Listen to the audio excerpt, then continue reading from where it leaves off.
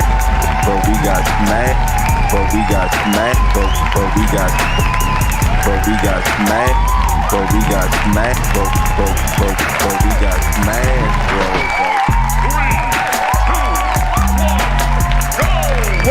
What's up? It's your boy Levelhead back with another live and leveled gamers podcast. Yes, we are here to talk about all the gaming news that has taken place since the last time we was here with you guys, all inside your inner eardrum, all in these internet streets. Yes, man, it happened. The following day after we got off last week, the Switch 2 price has increased. I don't know if we should be clapping. I don't know why I pushed the claps on that. We also gonna talk about Ken Levine has some major criticism for the gaming industry. We're gonna talk about that as well. PlayStation, Bungie, Impairment losses. We're gonna talk about that. Square Enix says the Switch 2 is a priority for them. We're gonna kind of, compare and contrast what they said as opposed to Take-Two. We're gonna look at Indiana Jones on the Switch 2. And then we're gonna just let this conversation go where it goes. We're gonna make it do what it do, baby. So anyway, what's up, fellas? What it do? Hey. We in there. Keep going ahead, spit a rhyme, Keith. Got it. Keep going hard in the Keep going hard in the booth. Hey, Keith, you can't spit nothing on that. I ain't got nothing. Hey, Bones, you ain't got nothing? Hey, we going hard in the booth. Comes to spit that truth. Freestyling off the dome. Make you all go home. Yeah, welcome to the show, man. Yes, Lord, we are here. Like somebody got a nice, beautiful comment. It's the first comment. What's going on right there? I don't know. I see thunder. I see witch brooms. What is this? What is this? Harry Potter? What's going on here, man? What's going on, Comic Book Crunch? Welcome to the show. Explain what you're talking about. I'm not used to signs. You got to talk to me in regular language. I'm not used to the hieroglyphs. Thunder, broomsticks, 4 plus 4. I think I'm picking up what you putting down, bruh. I'm not mad. I'm not mad at all. You can drop all the bombs of hate all you want to coming for country. I'm not mad. I'm not even letting Keith bother me. My boys were up against it. LeBron, 41 years old, still showing up these youngsters. They didn't think he'd get past, you know what I'm saying? They get past Houston Rockets. I ain't see you put no Rockets up the last time they beat them, but now you want to come with the Thunder and the Brooms. Okay, come on, Brooke. Slap yourself. That's right. Stupid. But I ain't mad at you. No, I'm not hurt by it. They was outmatched clearly. Shea Gill was on. They was holding him down, but that team, boy, that bench was outscoring the Lakers, like 25-5 or something like that. They was the bench won that more so than the starters. But anyway, welcome to the show. They already trying to hate. They think your boy hurt. I'm just tired of the nonsense that come after LeBron lose. I get tired of the news cycle once LeBron is in summer mode and he's out the playoffs, man. You get all these rumor mills and all this stuff. But what's up, man? Welcome to the show. We're not here to talk about that game. We're here to talk about video games.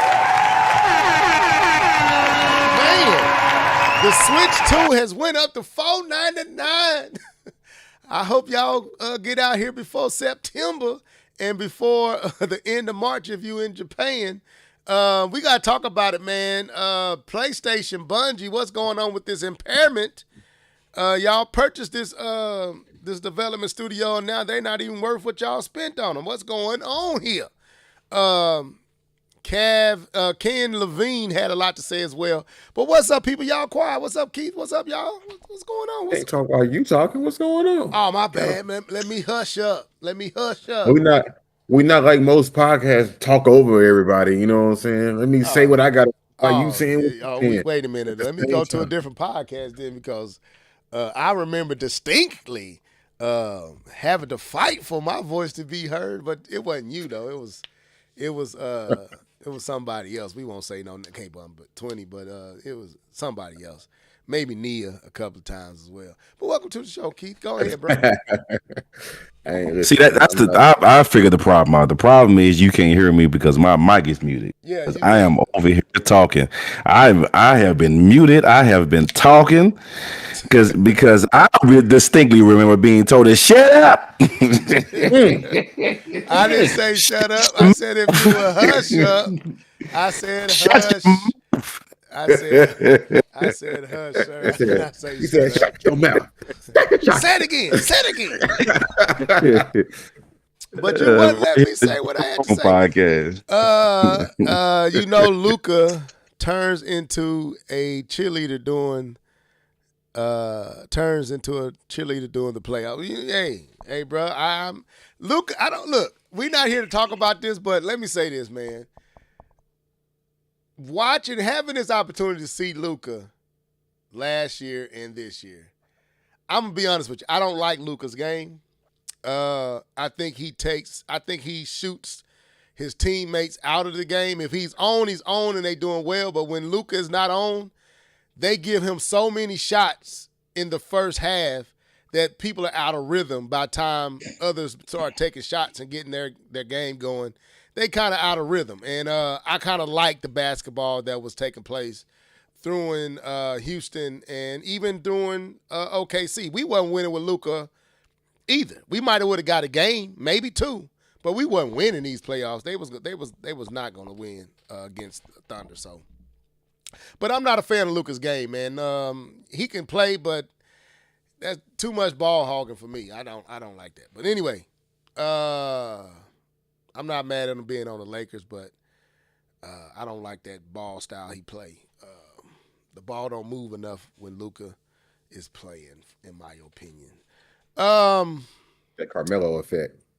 I don't know what it is, but I just noticed he gets way too many shots, and sometimes he taking just ill-advised shots where you have men open and it's three people on you, Luka. Why are you taking the three when you just had the dude on the perimeter over here?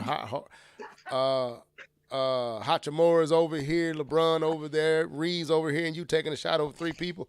Why? You got 20 points in the first 10 minutes. Why are you taking a shot? But anyway, we're not here to talk about that. But what's up, K-Bum? Yes, sir. You was muted, you said. I was on the mute, sir. I am here. Let me say this. Let me say this, bro. I got to go back and I got to watch Daredevil season 2 through again. But I got to say, I ain't done. Don't spoil nothing. Not going to spoil nothing. But remember that conversation we had about Dark Knight. And we was talking about superb shelf writing. Yep. Brother. Mm-hmm. That last episode is some of the best writing I have seen in Marvel. Okay, then. I'm not gonna hold you. But anyway, man, welcome to the show. For sure. Who is this? Lewis Connor, welcome to the show, bro. He says, so I'm so done with this industry. I'm strictly playing my backlog. I'm voting with my wallet. He's dropping bombs tonight. He refuses to spend any more money. There's a lot. We got to talk about it, man. This is crazy what's going on, man, with game systems not depreciating in value and cost, but appreciating. They going up instead of going down. We've never experienced this, and we know the reason, but this is kind of crazy. But we don't want to get ahead of ourselves. Is there any other thing that's going on that y'all want to talk about? Do we want to just go straight into what you're gaming on so we can have all the time we need to talk? Man, let's go, man. Hold on, K-Bum. I do got one question. Hey, boys, my bad. question. Did y'all get a chance to check out the Kevin Hart roast? Yes. I saw pieces of it. I didn't see the whole thing. I Didn't see saw the whole Cat. thing. I saw Cat Williams. I saw Cat. heard about the controversial joke about George Floyd. George Floyd. I I heard didn't about that see too. it though, because I I kind of heard it. skimmed through it. I heard it. Yeah, it was all bad. What's the girl name? Jess Hilarious. She said that Netflix must have edited that or something because she was there in attendance, and when he said it, then nobody laughed. Matter of fact, the room was silent. I just don't like when comedians take these roasts, these certain comedians take these roasts and use it as a means to become racist. All of it. Like you're gonna say racist stuff, but George Floyd, I really feel like that's off limits for any skin color. That's off limits. I think it was, and I think how they tried to. I listened to a few people talk about it, and I think how they tried to play that was also saying some stuff about Charlie Kirk, and I think they tried to leverage those jokes to get off that joke. I think neither one of them was funny. I'm gonna be honest with you. I thought the whole thing outside of Cat Williams was kind of I haven't watched all of them, so let me be what I seen and what I watched. I watched The Rock. I watched. That was cringe. Yeah, that whole thing was kind of like, it was funny at points. It just went too far, and I'm like, if I'm Kevin Hart, I'm not letting. I mean, I know I'm getting roasted, but there are certain things I'm not gonna permit, and I think they let a lot of things go. With the wife jokes, with the sit on my lap, I'm like, Cav, I wouldn't let. I don't care. I wouldn't let them do me like that. But that's Cav, and that's where the whole joke. Cat Williams said with he said there was only we will have no N words here, and he said because he only know he's no, because Kevin don't know how to say no, and I think that's the truth. But anyway, we're not here to talk about that, but. So let's get into what you've been gaming on, man. Let's get it. Yeah. You know what time it is. It's time for What Have You Been Gaming On? Sing it, folks. Let's go. Let's go. Hey. What you been gaming on? What you been gaming on? What you been gaming on? What you been gaming on? What you been gaming on? What you been gaming on? Gaming on, gaming on, gaming on.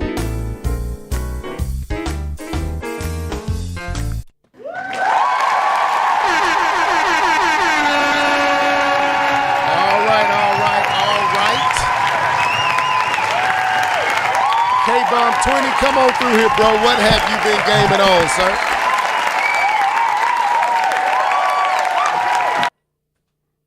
Hello? Brother. You called me right when I just came from upstairs. I gotta catch my breath. Hey, go ahead and let Keith go, bro. Go ahead. Well, I know Keith always goes first, so I was trying to switch it up. No, go ahead, Keith. What have you been gaming on? Coming from upstairs. Hey, man, go on, reach your mic and catch your breath, brother. Yeah. Oh, man. P. Diddy be wanting to party, and you got to tell him no. What have I been gaming on? Man, I really haven't been gaming on much.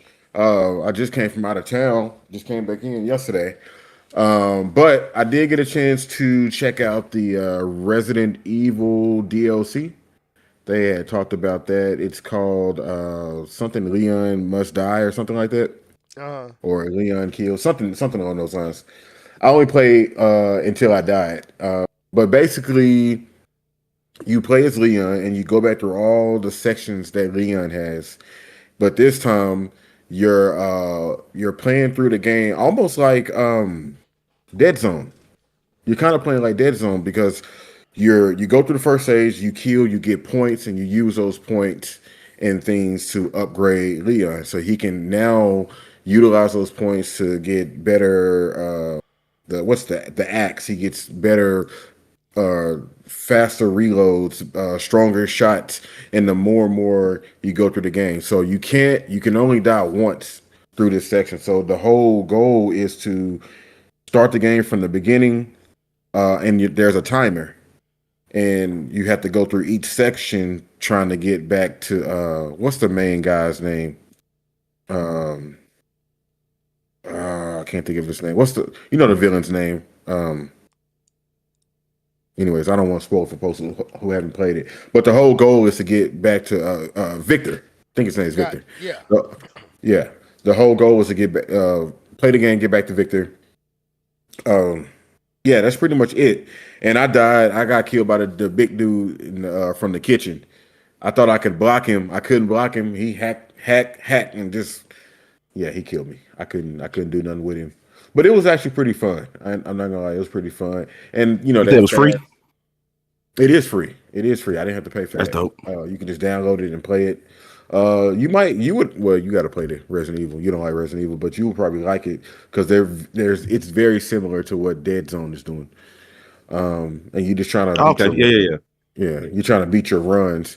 What else did I play? I got a chance to play Star Fox 64.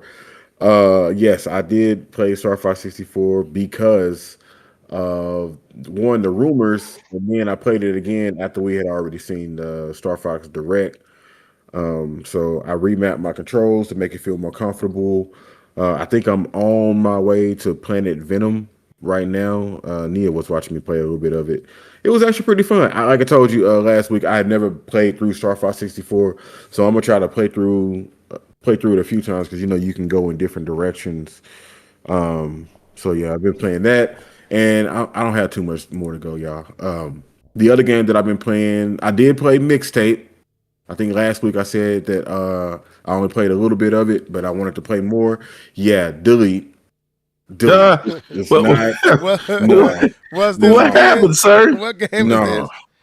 Mixtape, the Annapurna interactive game. Delete. I know the internet. This game has been You polarized. said doo. What you say? Yes, that fits. It is some doo. To me, I couldn't relate to the characters. Not saying I have to relate to the characters of every game I play, but because there's actually no real gameplay, it's super story narrative, and that's really all you have to latch on to. That ain't my life. My life was you better be home before the street lights come home. That ain't my life, so I couldn't get down with it. And then if you go online, you'll see people talking about there's really no gameplay, there's no pressure to fail or anything like that. That's cool. I play games like that, but when it comes to me relating to these characters, nah, man, they up there hiding booze in they speaker boxes and stuff like that. Like, nah, that wasn't my life. My mama would have killed me. Anyways, the other game I've been playing is Outbound. Outbound is one of those. It says build your own home on wheels and live sustainably off the grid. So you got this camper van and you going around trying to live off the grid. It's one of the what do you call those games? What is it called? A life sim? Not life sim. It's like a craft, like you building and stuff. A survivor type game. It's one of those survivor type games. And right now I'm trying to lower this drawbridge. I just built me an axe and I just upgraded my backpack. So it's one of those types of games. So I haven't really played these games before, so I just kind of wanted to give it a try. I was going to get it on Switch 2, but it was $19 on Switch 2, and it was free on Game Pass, so I'm paying it on Game Pass. The economy. But and I also already went ahead and downloaded Forza Horizon 6. That's not out yet for me, but I'll give that a whirl whenever it's available for me to play. Hope I didn't bore y'all too much. Okay, K-Bomb, what have you been gaming on, sir? The huge. I've been gaming on the normal, which is NBA 2K, Marvel Rivals. And so they actually made a patch on NBA 2K on Monday that I did not like. They've changed dribbling, and so I'm not trying to relearn dribbling all over again. So I said, let me go play something else. And so I popped in FIFA 26. So me and the homies got our club together. We've been playing this week, trying to get our skills up and our stats up. And so I'm probably migrating from 2K to FIFA. It's probably my sports game of choice for the next couple of months or so.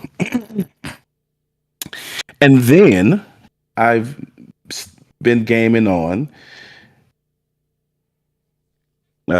continually gaming on Clair Obscur Expedition 33.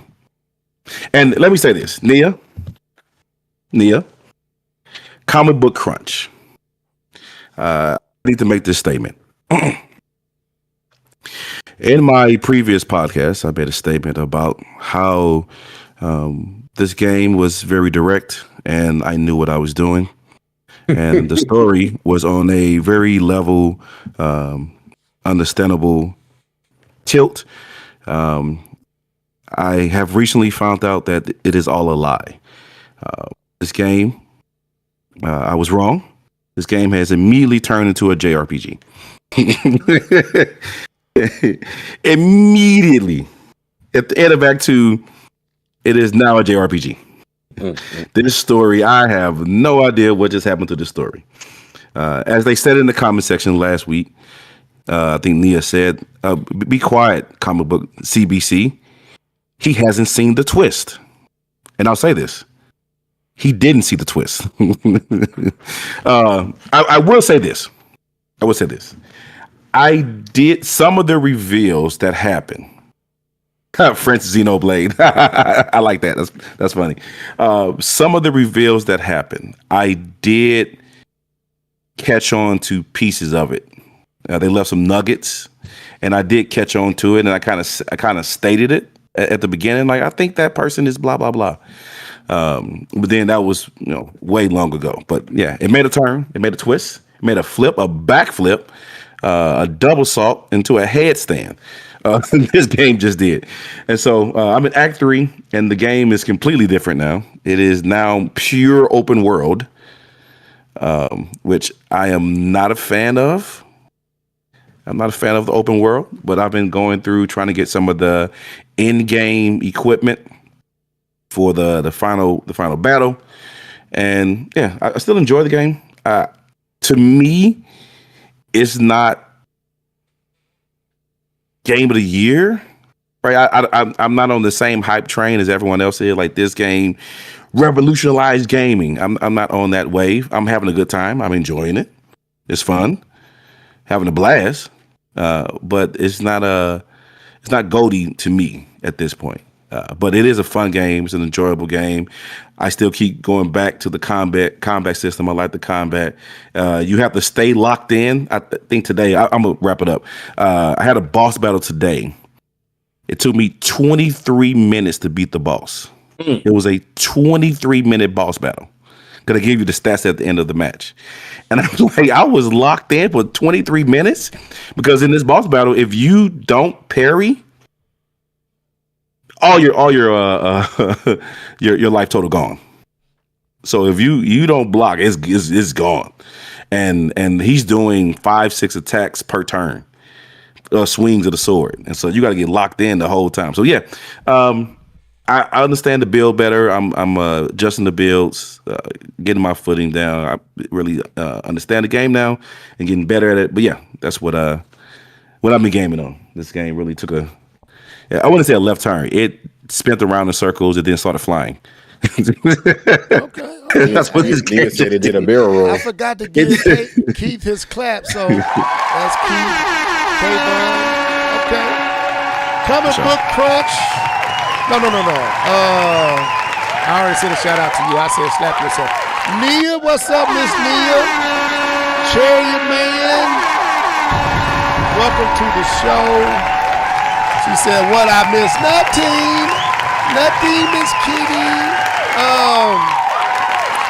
Let me see. French. It's French Xenoblade. What is that? She's talking about Expedition 33. It's okay. It's pretty much French Xenoblade. Do a barrel roll. Okay. Anyway, okay. So what's up, guys? What's up, Chairman? So I guess it's my turn. So I got a little gaming in this week because I felt bad about last week. So I didn't want to come on here and not have played much. Of course, y'all know I'm playing through Pragmata, and I'm really appreciating this game as I'm progressing to progressing through the game. What I like about this gameplay is the fact that they don't let you just be trigger happy. This game is not just you just shoot and dodge and shoot. It's not simple like that. It's because every enemy pretty much is they're not vulnerable to your attacks unless you hack them. You know what I'm saying? So this hack system is really dope. So if you're not hacking them, what you shooting them is useless because they are impervious to your weapons. And kind of like what you call it, Emmy from Metroid. Yeah, from Metroid Dread. They are pretty much indestructible, right? And as you progress through the game, you get to, deeper into the game, you get to more challenging enemy types. And these enemy types come with more challenging grids to hack. And so I got to this spot where I ran into, and this kind of freaked me out. First, I ran into an enemy type. He was red, and he was dodging in this weird way. And it was like two of them in the stage with this other like tank type of enemy type. And they all coming at you, and you got to literally hack to shoot them and to hit their vulnerable spots. You have to hack them. So you constantly on the move because while you're trying to hack this bot, you still got other bots that you can't shoot. They do give you weapons. This is what I do like. They give you weapons that'll help you. Like one weapon you can is like a grenade launcher, and what it does is once you launch it, it hits the ground, and whatever in the facility of that impact all hits the ground. Now they're not. It may take off a little help, but it's not taking off a lot. But it gives you time to hack them so that you can expose their vulnerable spots. And K-Bum, you can't it ain't just no point just shooting them. You got to target their the most vulnerable aspect of their, when they're vulnerable. You still got to target certain areas to take them out faster. Some are a lot weaker, but other ones, if you hitting their chest, you may be taking small little chunks out. But if you hit their head or hit their back, you take more chunks out because that's where they're more vulnerable. So it really makes you really think through and strategize your approach to each encounter. And typically, I'm going to be honest with you, typically I don't like that because it's making you do a whole lot at one time. You jumping, you dodging. And there's one area I came in, you had a laser spinning around the room at the same, and you can't hack this laser. This laser just spinning. So you got to watch it. You got to jump it while trying to hack these enemies coming at you. And you can't shoot them until you hack them. Now, they do give you certain, what would you call them, Keith? Hack. I don't know what you call it. Like the gold little things that give you kind of perks in the hack, like little cheat codes in the hack where it allows them to stay hacked longer, or you got some that will confuse them and make them kind of glitch out. Oh, yeah. What they call those? Forgot what they call them. It's like a perk. Yeah, it's like a perk. I can't remember what it's called. But you can do stuff like they got one where you can hack multiple bots at one time, or you got to hack a perk in there where you can hack and that bot will kind of become discombobulated or confused, and it begin to attack the other bots around you, helping you out. So you got little perks like that to help you out. But man, the more I play this game, the more I'm appreciating the design of the game. And this will play into what I have to say when we get to talking about Ken Levine's criticism of the industry. This game right here is very, very, very, very, very, very, very creative. It's very challenging. It does not allow you to just come in and just breeze through. You got to pay attention. You trying to hack these grids. They got blocks. They got guards up. You trying to go around their guards while trying to dodge and look at. So it really is like Astro Chain in many aspects. Even though you're not controlling two different characters on the screen at the same time, you would try to do two things at the same time while dodging and evading these enemy types, while dodging and evading all the stage hazards that's in the game, while this grid is up and you trying to go around the grid. You're trying to hit all the perks so that you can keep that thing hacked longer so you can take it out while you dodging and evading all the other. It's crazy. It's frustrating, but it's got a Keith, what you say, this got a little Souls likeness to it, challenge to it, but it's not two Souls like. But I haven't gotten far.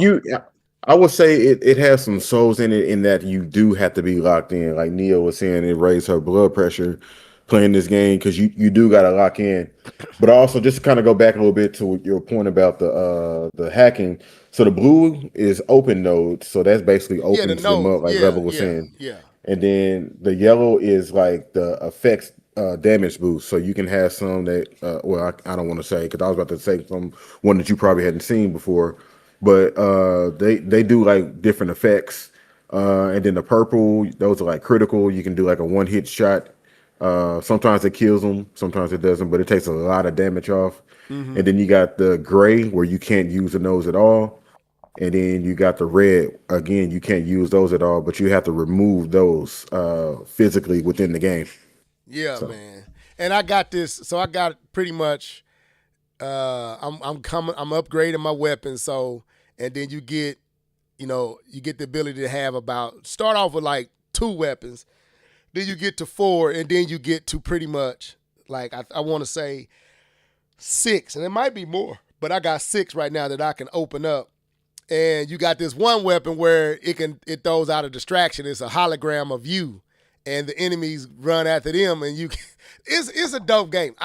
K-Bum, it's strange to me that this game didn't appeal to you. This seems like a game that would appeal to you, and that's why I'm like, this game is dope. It's challenging. The storyline is good. And let me say this, man. I got to give kudos to the Switch. I know, if we watch certain outlets, they tend to highlight the areas that don't match, the PlayStations and the Xbox X's and the PCs, but that little old system over there is highly impressive, man. This game looks good. And the more I'm playing it, the more I'm going through it. I'm like, man, this is a nice looking game. And I don't even really chirp off of the fact that I know it's not the best experience, but it's good. But anyway, that's not all I played. So I threw in Madden. I'm like, man, I see Nintendo in the eShop. I don't know if y'all noticed. They already advertising Madden. I think it's 27 or 28, K-Bun. Which one is it? So which one? Madden. I think is it 27? 26. No, is it 26? The current Madden is 26. No, the new Madden, the one that's about to come, is 27, right? Oh, 27. Yeah, they're already advertising that Madden in the eShop. I don't know if y'all noticed that, but they already got that Madden thumbnail up in the eShop. They don't show any gameplay yet. So seeing it in there, I'm like, man, I haven't played Madden in a long time. So I threw Madden in, and I'm gonna say this, bro. They have did some upgrades because there's K-Bum. I don't know how often do you play Madden? I haven't played Madden often. Okay. When you was playing this year, before, in general. Like, have you played it in the last month? I played every Madden. Yeah. No, I know you played it, man. I'm talking about, have you played Madden in the last month? Oh, last 3 months, not last month. I think they got some updates on what the game is doing because there is some highlights and some icons that come on the screen like juking. Like that was never there when I played before. Now an icon come up to tell you when the juke are. I noticed some of the icons under the feet of the player you own was different. Like they got a big. It looks a lot No, more. it's probably because of your difficulty level. Do I need to change the difficulty? I haven't played in a while, so maybe. Yeah, yeah. If you put it on a lower difficulty level or a certain play style, it'll give you tips on what to do and when to do. Oh, maybe because I haven't played in a while, they lowered my. Yeah, Okay, it may be lower difficulty because if you play a higher difficulty, it doesn't show you any of that stuff because they expect you to know it. But on lower difficulties, they give you all the icons and stuff like that. Okay, well then I stand corrected. But I played Madden. Man, I'm just hoping only thing missing from Madden is 60 frames per second. That's it. Visually, it's impressive. If EA can get Madden to 60 frames per second, which I don't see no reason why they cannot, I don't see why they can't. That game is going to be awesome. So I'm hoping. I know there's a lot of complaining and about it for the next one. So I hope they get it up to 60 frames per second. But let me continue. So I'm gonna say this other one for last. I also got back into Ghost of Yotei. You know what I'm saying? I'm playing Ghost of Yotei. And let me say this, man. This is going to play into Ken's part as well. Man, I forgot how beautiful this game looks. God. Oh, yes. I've been playing on the Switch too, but yes, Lord, there is levels to this, people. There is levels. Ghost of Yotei is a phenomenally eye-appealing game. It's phenomenal in the visuals. And I forgot how just beautiful it is. And like it's kind of jarring when you jump in. It's like, God, that's just my God. Look at the draw distance. Look at the grass. Look. But I had to take off motion blur. Man, it was like, okay, when you start moving, everything started looking kind of like Switch 2.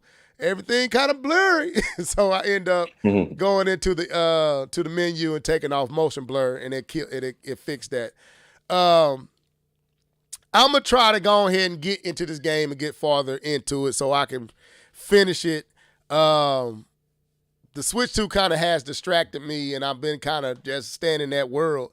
I need to go ahead and give Yotei its due so I can finish it and, see if how I feel in comparison to Ghost of Tsushima. But, man, it's a beautiful game, and it plays well. So I'm going to go back and probably start trying to finish that alongside Pragmata. And then, just out of curiosity, I did this. Keith, I think you'll be proud of me. I was like, man, you know what? I haven't played this game in a long time. Literally since July of last year. Well, actually, maybe August of last year because I beat it. I know what you played. Wait. And I was like, yeah, I beat it in August of last year. I bought it in July. Oh, I know. And I was like, Wait, Donkey Kong? I just want to see, man, I haven't played this game in a long time. I want to see what the visuals and how it looks because I remember it had some problems. And, things have improved so much on the Switch 2 since, the launch and since that window of games. There's so much have improved. Even Mario Kart World has improved in its visual presentation. So let me see if Nintendo has done anything with the second behemoth, the second chess-beating gorilla. I knew it. I put in Donkey Kong Bonanza. And I'm here to say, Keith, you was right, bro. That game is kind of ugly. Yeah, I was like, man, you know what? I knew it didn't look as good as it looked good when you wasn't moving. It looked really well. But when you get to moving, that game turns into a blurry mess. And everything lose definition. It lose texture. It lose the grass starts to look kind of blurry. The Donkey Kong DK himself looks blurry. The world just kind of a blurriness to it. And I guess in my excitement to have the Switch 2 and to have these games, I kind of just accepted it. But Jesus, Nintendo, please. Because no other game from them looks like this. not Metroid Prime 4, not Mario Kart World. None of the games I played from Nintendo, haven't been many, looks like that game in motion. That game does not look good in motion. And I don't know why, because visually it's not pushing much. So I couldn't understand why it was breaking not down. pushing much. DK Bonanza. Boy, that voxel technology is pushing a lot. Well, okay. The technology. Okay, yeah, Keith. All right. I'm just saying from a visual standpoint. From a visual standpoint, not much is there. But I guess from the physics, it is. So, but man, that game breaks down, man, when you get to moving. And I was like, I forgot. I just turned it off. I was like, you know what? I'm glad I enjoyed it while I did, because I don't think I can get through this if I had to. After all the games I played on this system and how beautiful they look, I don't think I can go back to that game. I don't think that game is going to age. Visually, it's not going to age well. I agree. I agree with that. But anyway, that's what I played for this week. I hope y'all proud of your boy. I tried to get some games in it. I think I played something else. I tried to put in Star Wars Outlaws, but I deleted my game key card data. So I was gonna have to re-upload it. I didn't feel like doing that. So I just went on to Madden. That's when I went to Madden. But anyway, that's what I played on this week. Yes. So let's get into it. Last week, after we got off the pod, something took place. Nintendo, I guess, did they have an investors meeting or did they share something with their shareholders or something? But it was a lot of rummaging and commotion around this idea that Nintendo was under pressure from its shareholders to up the price of the Switch 2. So, of course, when we had our podcast, this was not announced at the time. But on Friday of last week, Nintendo indeed upped the price of the Switch 2. And so the Switch 2 the base model of the Switch 2 goes from $449 to $499.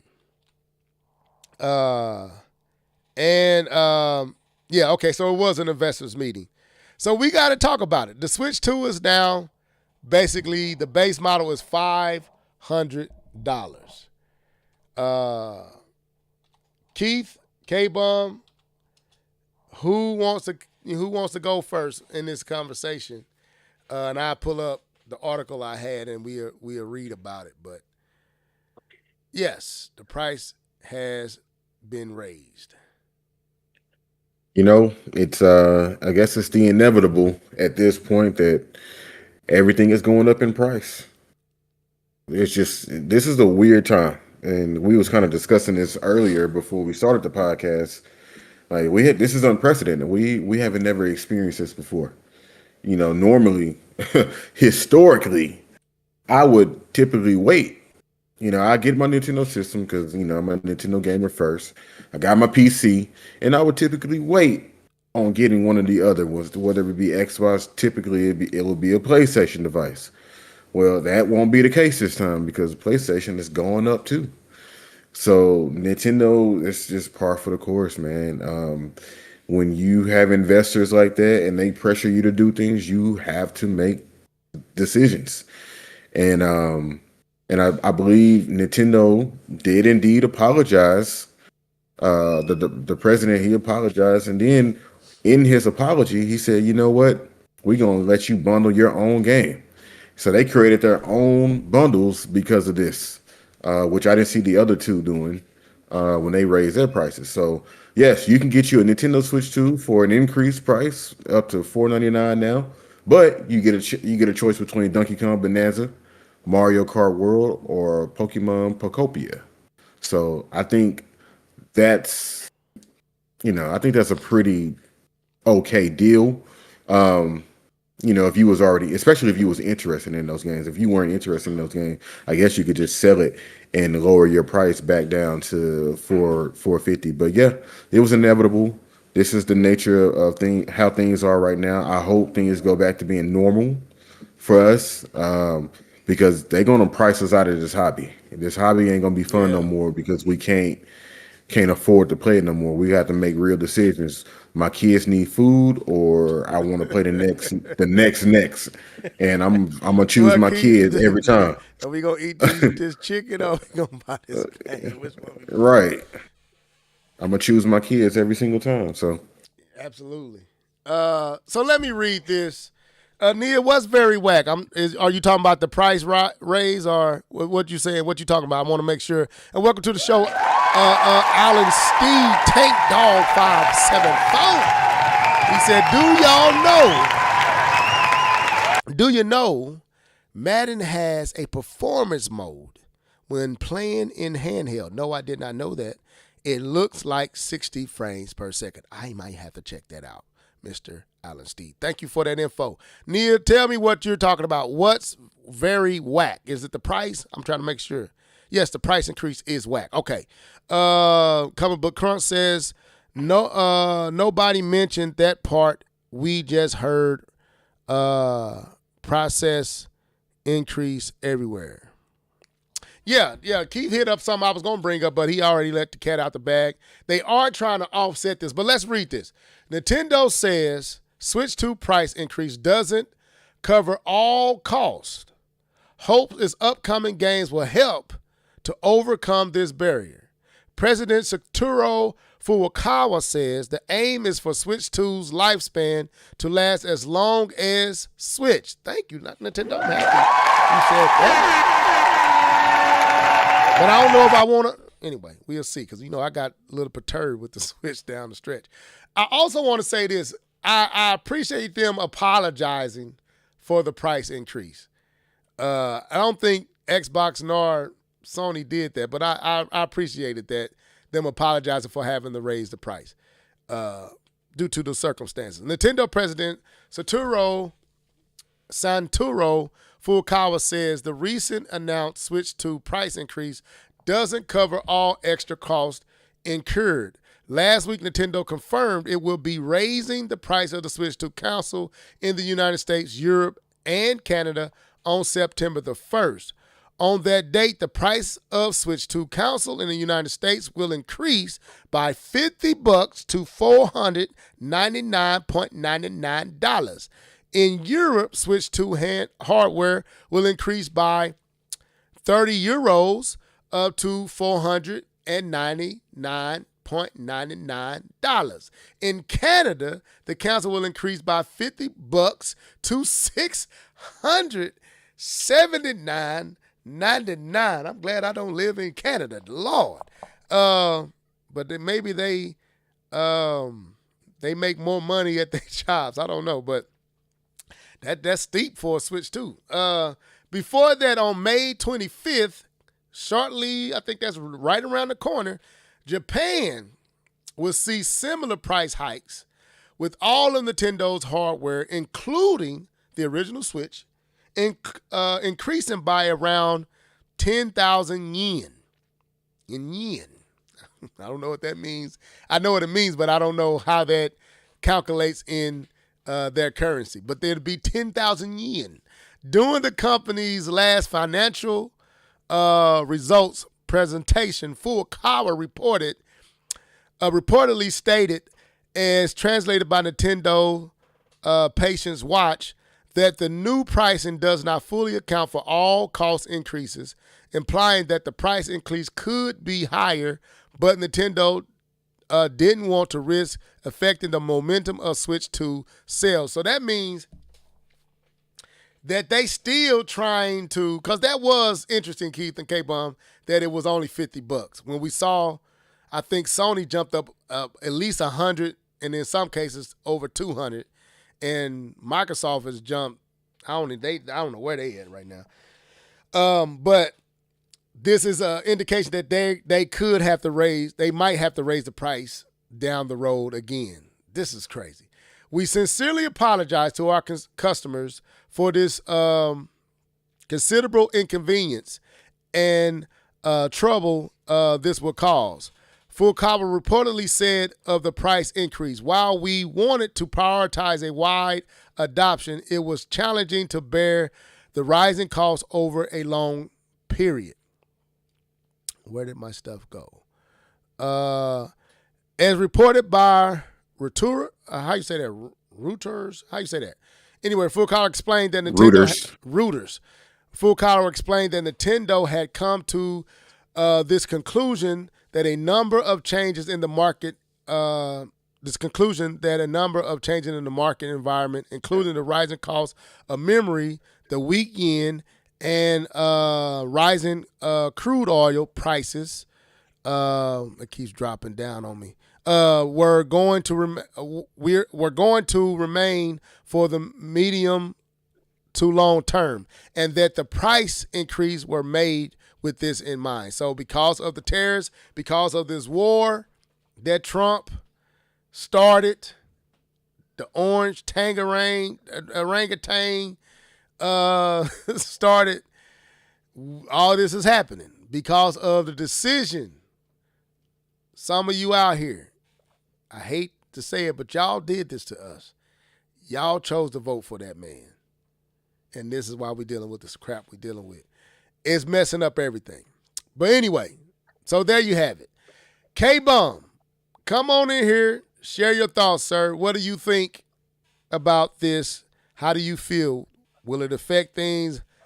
What's your thoughts? I mean, anytime you're raising prices, man, it's a big deal. I mean, let's not act like it's just running the mill. As you stated before, that this is something that we haven't really seen. We haven't seen the cost of gaming systems go up as the system grows in age. So to me, yeah, man, it's a difference. It's a big deal. And Nintendo has tried their hardest to keep this from happening. They really worked very hard to prevent this from being a thing, right? They really did. And I give them kudos for doing that. I give them kudos for working as hard as they did, but it's inevitable. This is what the industry is. This is what's going on with gaming. You can't avoid it. You can try, you can work to avoid it, but you can't really do it. And so, yeah, it sucks for the consumers. It sucks for us gamers who our hobby, as we know it, is getting more and more expensive day by day. Each passing day, you put it like that, it's just getting more and more expensive. And I don't really take the stance that these companies are money hungry, right? And they're just doing things to help their bottom line. I mean, the honest truth is gaming, the parts and everything else coming with gaming is expensive. That's just how it is now. And so, yeah, it sucks for the consumers is the ones who are going to feel it the most out of everybody that's going to see it. But this is what it is, and this is what we're facing at this point. Yeah, I mean, it was inevitable. And like you said, K-Bum, they held out as long as they could. And I understand, look, they just released this system. They trying to get this system in as many hands as they possibly could. Looking at the price increase of the other two companies, I have to say I still commend them because technically they could have went higher than this. When you look at the fact that Valve with the Steam Deck, they're not even producing any more Steam Decks, and they stopped selling the cheaper model. And I don't even know if they plan on restocking any because of what's going on with memory and the cost of all the components. Right. Then you have the Legion Go and the Rogue Ally. These systems costing $2,000. You know, then you look at that's crazy, man. I know that's crazy to think about. Honestly, you know. So when you start putting things in perspective, like the PlayStation, I think the digital is $650 or $600. No. I think it's $599 for the disc. $599 and $650. Yeah. And $650 for the disc version, right? Yeah. Okay, so I mean that's $100. I mean, if you look at it, depending on how you're looking at it, because the PlayStation 5 is a lot more powerful and capable than the Switch 2. So $100 difference might not mean much, to you, but that's still a better entry than jumping up and then don't know how long the PlayStation 5 is going to be here, which I believe is going to be here for a while with everything. Because I think the PlayStation 6, matter of fact, we can kind of. They're pushing that. Yeah, we can pivot into it. Rumors are suggesting that they might have to drop the RAM from what they initially. They're still from 32 gigs to 25 gigs and 24 gigs. Yeah, and they to get it down to a price that they believe will be consumer friendly. Like right now, the industry is in a bind, and we don't even know if and when this will shift. This might not shift. So this may be the cheapest entry into the gaming space right now.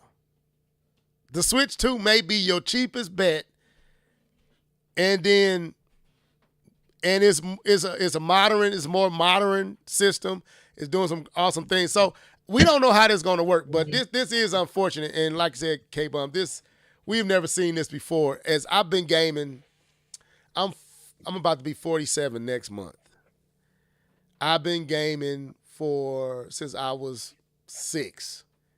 Atari's NES, got the first NES when I was like 9 years old. So, and we've always seen these systems go down.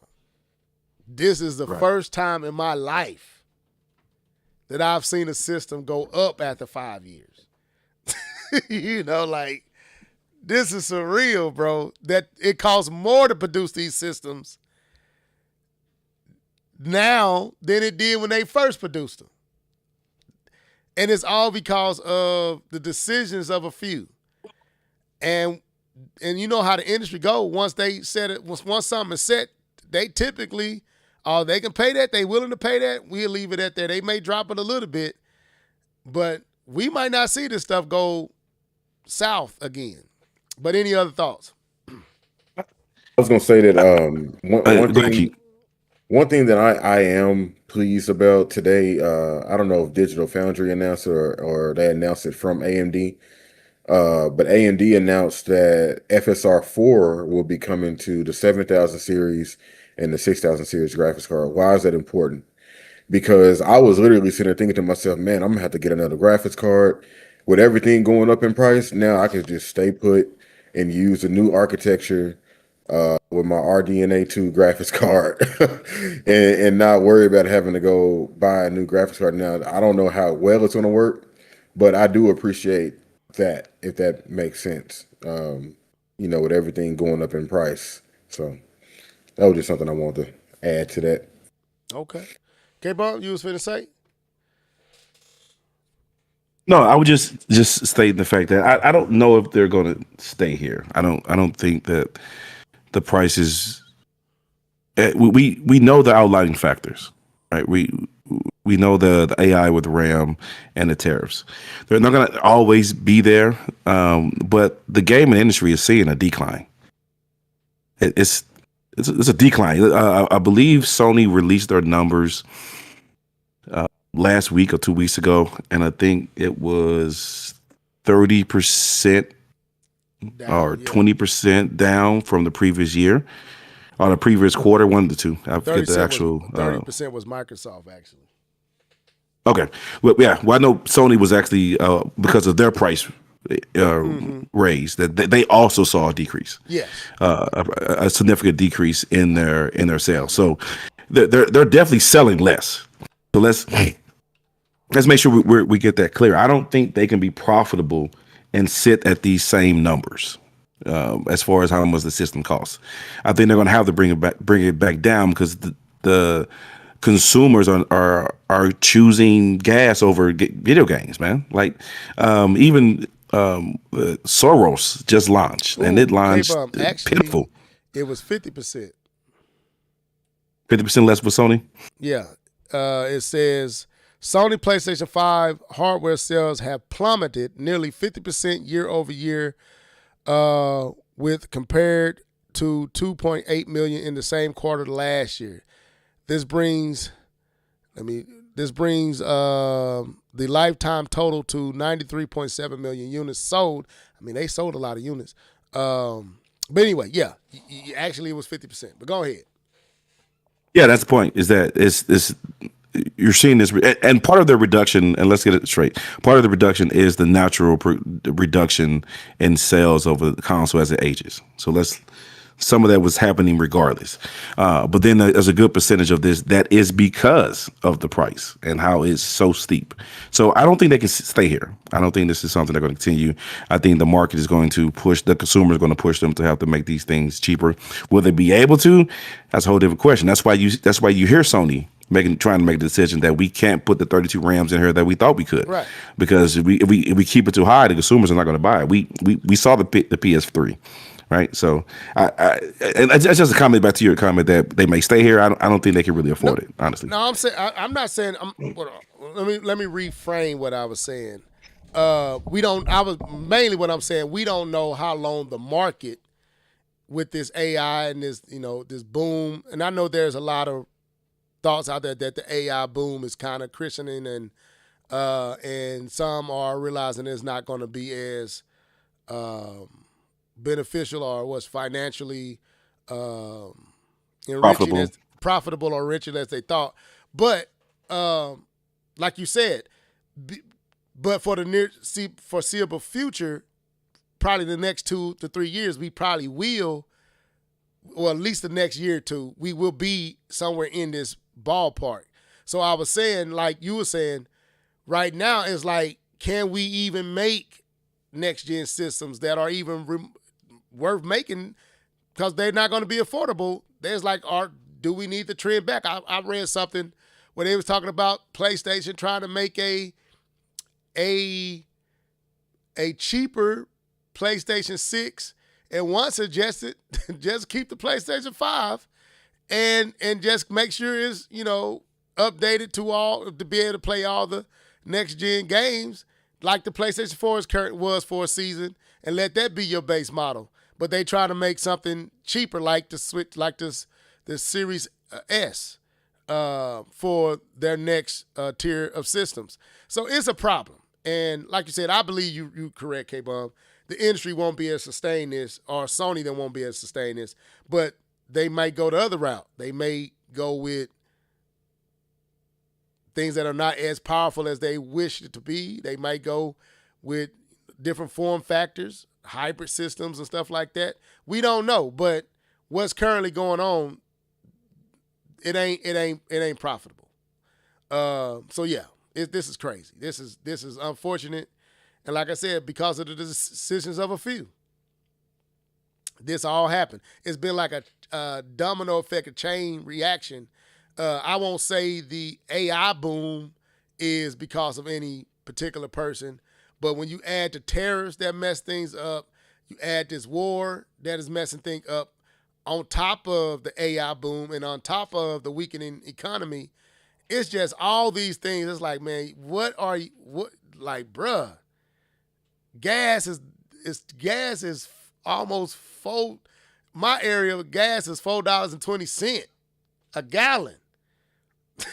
I'm like, what vacation we going on, boo? Because I don't know if we can make it to Florida. We might spend all our money up on driving there. So it's crazy right now, man. I went into the store, man. I bought 2 bags of family-sized chips. I normally go to Sam's Club, but I couldn't get over there. I went to Walmart. I bought some hot dogs, some beef hot dogs. I bought maybe 2 other items. It was almost $60. I didn't have nothing in my cart. Nothing. And it was $60. Stuff that would probably cost me $20 2-3 years ago. Cost me 60-something bucks. We in a bad place. So it ain't just gaming, but man, it's just unfortunate. Any other thoughts on this? Hello? I don't have anything else. Oh, okay. Y'all Sorry about that. I did not put y'all to My sleep? Okay. bad. No. I had nothing else to share, so I didn't want to. Okay. So I think this would be a good place to pivot to an interview. Keith, did you have any final thoughts on that? Was we good? Oh, I was muted. My microphone's muted. My bad. You didn't hear me. No, I'm good. All right. So I think this would be a good place to pivot to this interview that happened with the former developer of BioShock. Now, I'm not gonna read the heading here because the heading is of no consequence. But his name is Ken Levine, creator of BioShock, recently used the Switch 2 as an example while criticizing the gaming industry increasing obsession with graphical realism, arguing that the medium has reached a point of diminishing returns when it comes to visuals. Speaking with IGN, I probably just should have went to IGN, but who wants to support IGN at this point? Speaking with IGN, Levine discussed how modern games continue to chase photorealism, but believes players and developers alike are starting to value unique artistic styles over raw graphical power. Realism doesn't age. This is what he says. Realism doesn't age as well as more stylistic things. BioShock still looks good. I think because it wasn't trying to get every nut and bolt, pause, super realistic. Levine also pointed to the growing popularity of more affordable and less technically ambitious hardware such as the Switch 2 and Valve's upcoming Steam focused devices, saying the industry may already have reached a level where additional graphical leaps are no longer essential. He says, look at the Switch. Look at, say, the Switch 2 and even the new Steam machine coming out. Those are not massive technological upgrades. That wasn't their strategy. I think people are realizing we're hitting a bit of a diminishing return with that. According to Levine, what truly allows a game to stand the test of time is finding the right artistic direction and creative vision rather than constantly pursuing cutting-edge technology. You do not need to be on the cutting edge of technology all the time. Even the stuff we're doing in Judas, which is their new game that he's currently working on, all this narrative stuff we're doing is not CPU intensive. It works intensive on our side.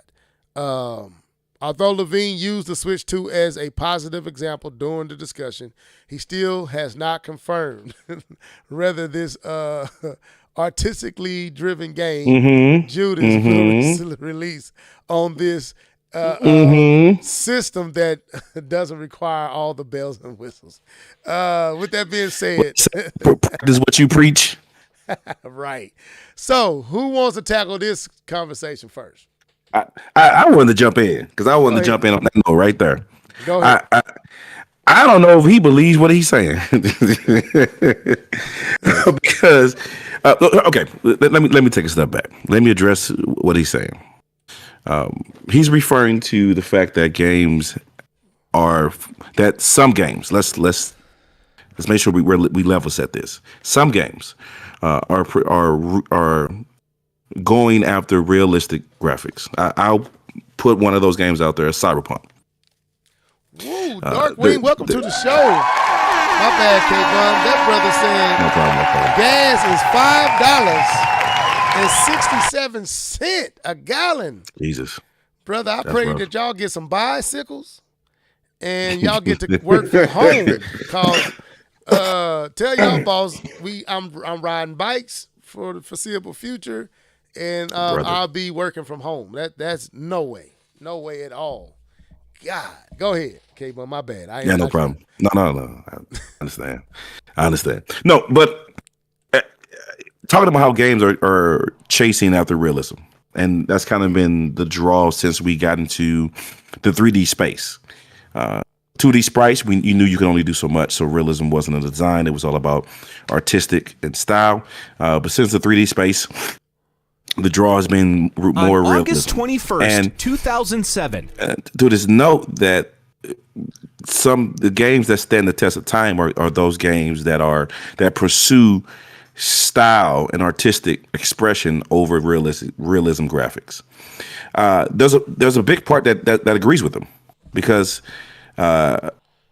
we talked about on the podcast, if not last week or the week before that one of the best looking games out there still is Ghost of Tsushima.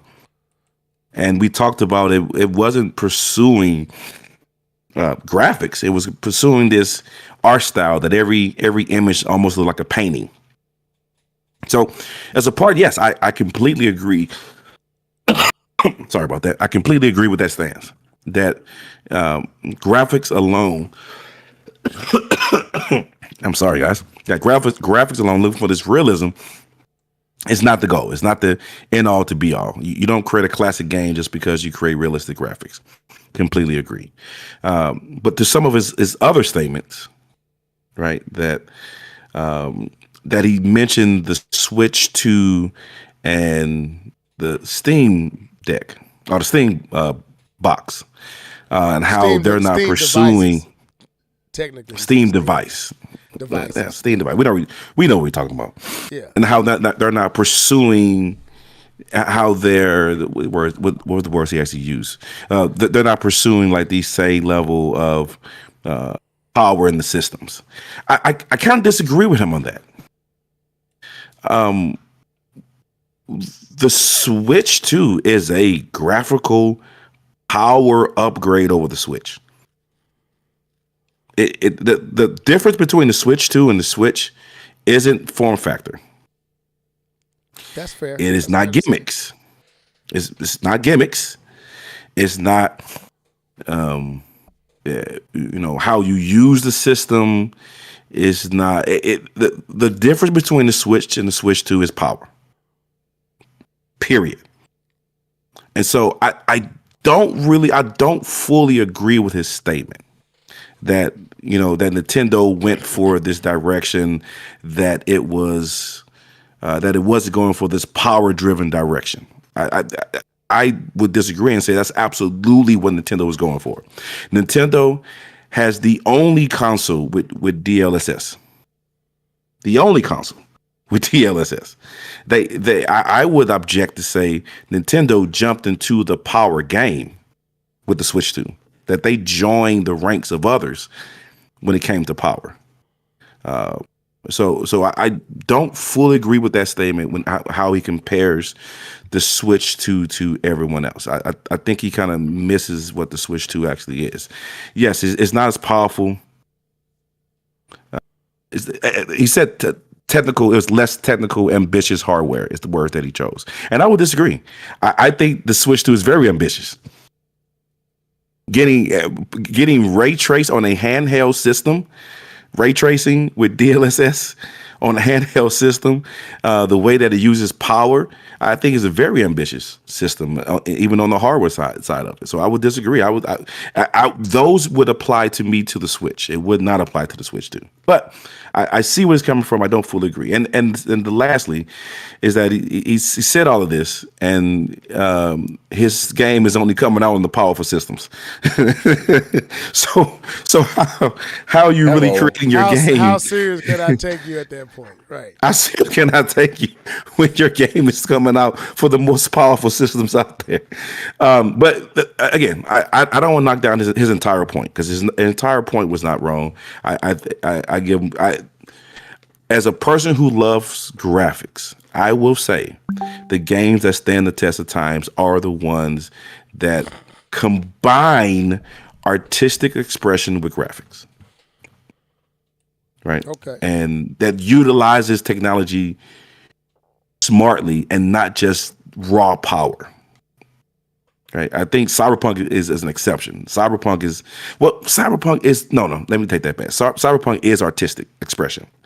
Let me take that all the way back, because that is the whole cyberpunk artist style, and it takes us to 11 with the neon lights and everything. But anyway, I don't want to knock down his entire point, but there are some pieces I agree with, some pieces I did agree with, and I hope I articulated that clearly. So that's my point. I want to add a little context. Well, not context, but I think he's right when he says what he says about the Switch 2. Even though I know what you're saying, I agree with you. In the end game, the Switch is able to achieve very modern, current gen type visuals that look amazing. But I think the technology under the hood of the Switch is just, I don't think it's a powerhouse. I think it's leveraging more advanced technology. So I think he's right, but the end result, you are right as well. So neither one of y'all are wrong on that.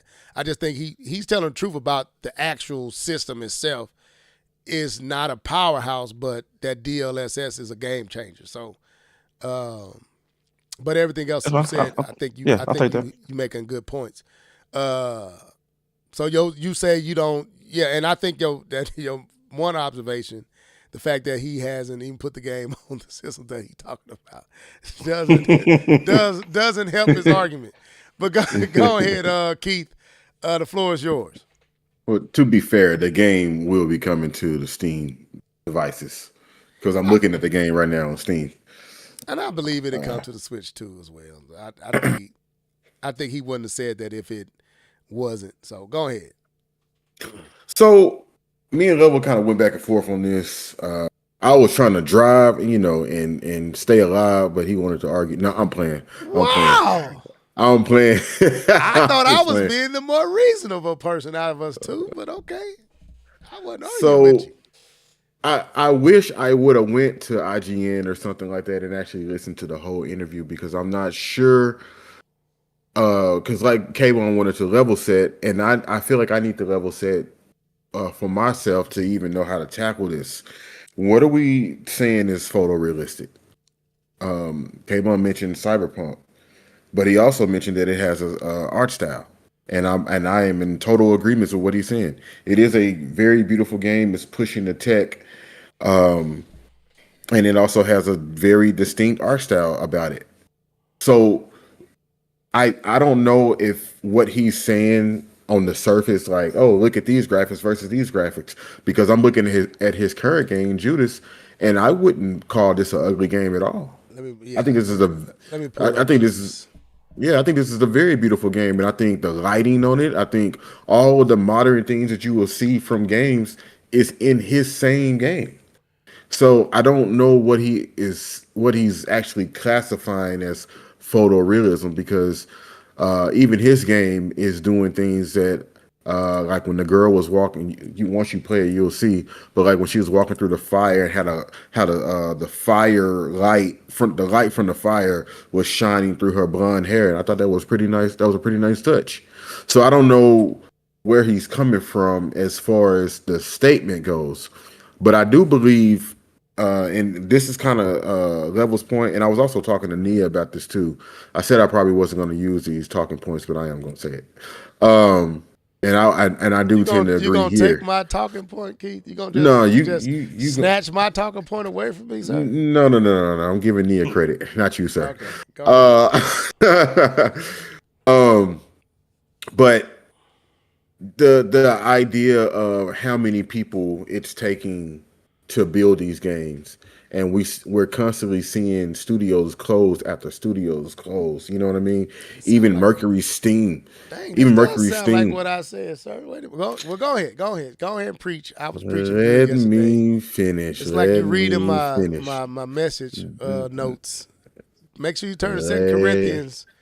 And I think I got Galatians in there. Let me finish. We're not in the book. We're not in the book of Level. The book of Level head. No, stop. But no, I to that point, and I don't know if he said that in the interview, and that's what he was actually referring to, was how it's taking so much to develop these games. and how many people it's taken to focus on making these games beautiful. If that was the point, then I get it. I understand what he's saying, but I need some examples from him as to what he's meaning, because he clearly, when people are talking and they're saying things and they're kind of saying it in a roundabout way, he has an idea of what game he's talking about in his head. He just won't say it because he's in the industry and he's smart. But I need some examples of these particular games, because like Grand Theft Auto, it although it does shoot for realistic graphics, it also has an art style. You know what I mean? I wouldn't say those are real people. It still looks like a video game. And just to keep going with Rockstar, Red Dead Redemption, it has an art style, but it's doing a lot of things like the horse pooping and the horse dying and all that other stuff, like, or the horse testes shrinking when it's cold. That's funny, but it also has an art style. Why is that there? It's there. I'm asking why. Realism, sir. So I don't know. I don't like the narrative or the attack on photorealistic graphics. If he's just trying to say that it's costing these developers too much or these publishers too much money to make these games, then just say that. Because I like when my developer is trying to push the tech and move things forward and attempt certain things. I don't think all developers have to do that. No. Everybody doesn't have to implement ray tracing, global illumination, and all that other stuff. Everybody doesn't have to do that to make a beautiful game, but that's what it's there for. It's I don't know. So I'm gonna eventually go back and listen to his complete interview. Hopefully I don't go to sleep. So I can make sure that the points that were taken out weren't taken out of context. So I just need a little bit more from what he's actually saying. But yeah. Okay. So so I shared this article with Keith and K-Bum the other day, and yes, me and Keith kind of had some back and forth conversations. I'm gonna say I tend to lean in agreement with what he was saying, and I think we might be missing it because I don't think he's necessarily talking about tools per se, but he said the obsession with photorealism or obsessing over a hair follicle or a hair strand or a skin texture, that's obsessing over these things. And what I inferred from it was we can make games look ridiculously good, but the game itself don't be good, and it don't be creative. It lacks creativity.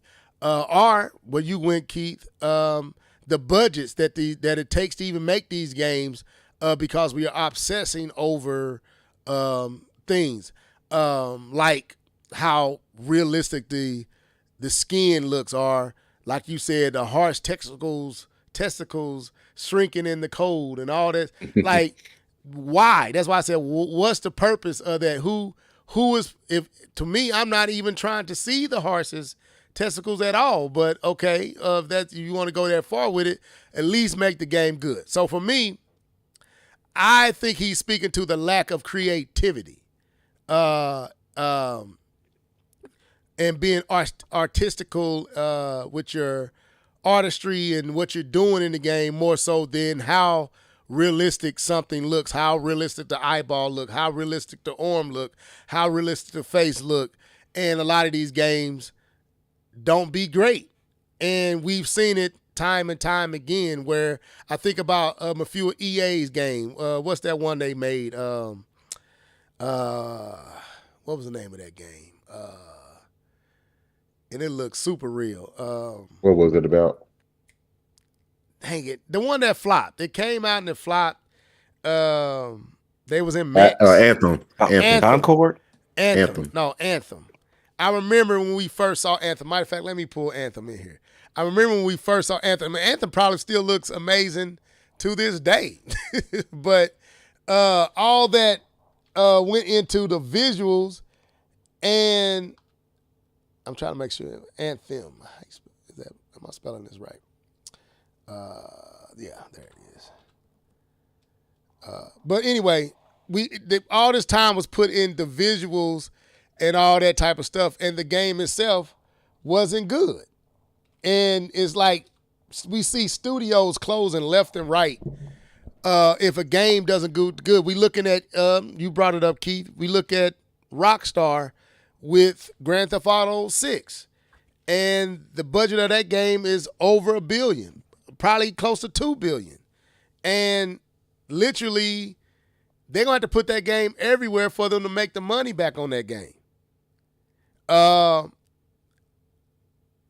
to say that's, and I'm glad they did what they did. You know, I'm not mad at them. But it's like, doesn't require, should everybody be chasing that? And where has the creativity gone? I remember, I always harken back to PlayStation 3 era, where you had a smorgasbord of different types of games, ranging from ultra realistic, like the Call of Duties was trying to do, and the Battlefields was trying to do, and then you still had the other games like the Ratchets and Clanks and all that. You had a smorgasbord that ranged from all different types. Now you do kind of have a lot of people trying to do all the same things, looking the same way, and you don't have that variety that you used to have. That's why Nintendo kind of stood out in the pack, because they were the ones that wasn't relying on the photorealism and how real to life it looked, or how graphically advanced it was. It don't necessarily have to be photorealistic, but just graphically advanced. And it's like, why? I'm in the pace of the game, I'm not even gonna notice half of that stuff. That's why I don't always, and I know Digital Foundry, that's what they do, but sometimes I'm like, if you gotta pause the game, slow it down for me to even see that difference, what was it worth it? Because in the speed of the game, I didn't even see that. I'm not even paying attention to just how realistic the textures in that grout in the wall or the ground was, and how realistic the marble was, and just how you gotta zoom in for me to even see it. So I think he's making a good point. I'm not saying everything he's saying is exact and right. It's a subjective, but I think he's making a valid point that we might need to looking at where we currently are and how hard they finding it to make these games and make new systems, and how far do we gotta go? You know, it's interesting. So that's what I would say. I thought he made some good points. Now, to counteract your point, there are definitely people who love every bit of those details. Right. There are people that like, why do we have that? But I'm definitely the person that loves all those details, and water looks like water, and glass looks like glass, and so. But to the point, not every game has to do that. I don't need every game to do that, right? This game, this game doesn't even look like it is old. This game still look good. Go ahead, K-Bum. I apologize. No problem. And going back to the point, I guess I think I lost my point. I apologize. Level head gaming. There it is, right there. I think I was trying to get to a certain place. I know we were talking about the graphics. We were talking about. Oh yeah. I got it. And one thing that I don't like when people say it, I know you weren't really trying to put it like that, but sometimes when people talk about graphics, they talk as if the entire studio is working on graphics, and there's no one's working on, or the same team that works on graphics also works on story. And when people say that, people say, well, yeah, they spent all this time on graphics. No, the graphics team, the team responsible for the graphics spent time on graphics. Right. And the team that wrote the story had the same amount of time that the graphics team had. That they didn't wait until the graphic was done to do the story. But how much of the budget went to the story? You talking about direction? That's game direction. Yeah.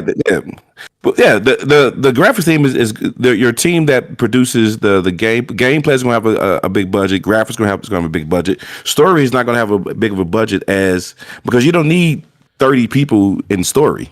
You need people with vision and then people to help write that out. You don't need a 30 team doing graphics. Now, when you're talking about, doing a story. Now, when you're talking about graphics, you have all different type of stuff. Right? You have materials. You have anyway. I'm not. I'm gonna get too much in that attention. I just sometimes people say that, and me being in software development, I'm like they don't wait till it's done. They had the same amount of time, and the budget is different. But it's supposed to be. That's kind of how it works. To be fair, with the Anthem though, like I'm watching some gameplay right now, and he has a N7 on his chest. You know where that's from, right? That's from Mass Effect. So I think a lot of people were upset that this wasn't Mass Effect and it was some other random game with a looter shooter. So this game, even though it's beautiful and it's probably has good gameplay, because I didn't really play it. I think I jumped off the thing and cut it off. But this is the same people who was making Mass Effect. And I think that's why a lot of people were like, man, I'm not trying to play this. Why you didn't make me another Mass Effect game?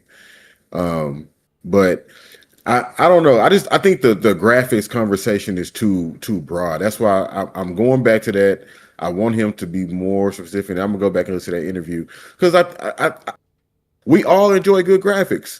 Everybody on this podcast has been like, "Yo, brother, no, you finna do me like Cable. I got my thought, baby." No, everybody on this podcast has seen games be like, "Oh my God, that game is so beautiful," and we've had our minds blown by how games appeal to us. Whether it's beautiful art style, whether it's nice graphics, whether it's water effects and all this other stuff. But now all of a sudden we're like, "No, we don't need all that." But we was just gushing over it. Like how we do a 180? I don't understand. But yeah, go ahead, Level. I know you want to. I'm just saying. I think. Okay, I think two things can be true. I think what he's saying. I think what you're saying, Keith. I don't think is what he's really getting at. Like, I don't think he's talking about a game not looking good or looking amazing and blowing you away visually. I don't think that's what he's talking about. I think he's talking about the lack of creativity that these games have because they're spending so much time trying to take advantage of every new tool that's out there.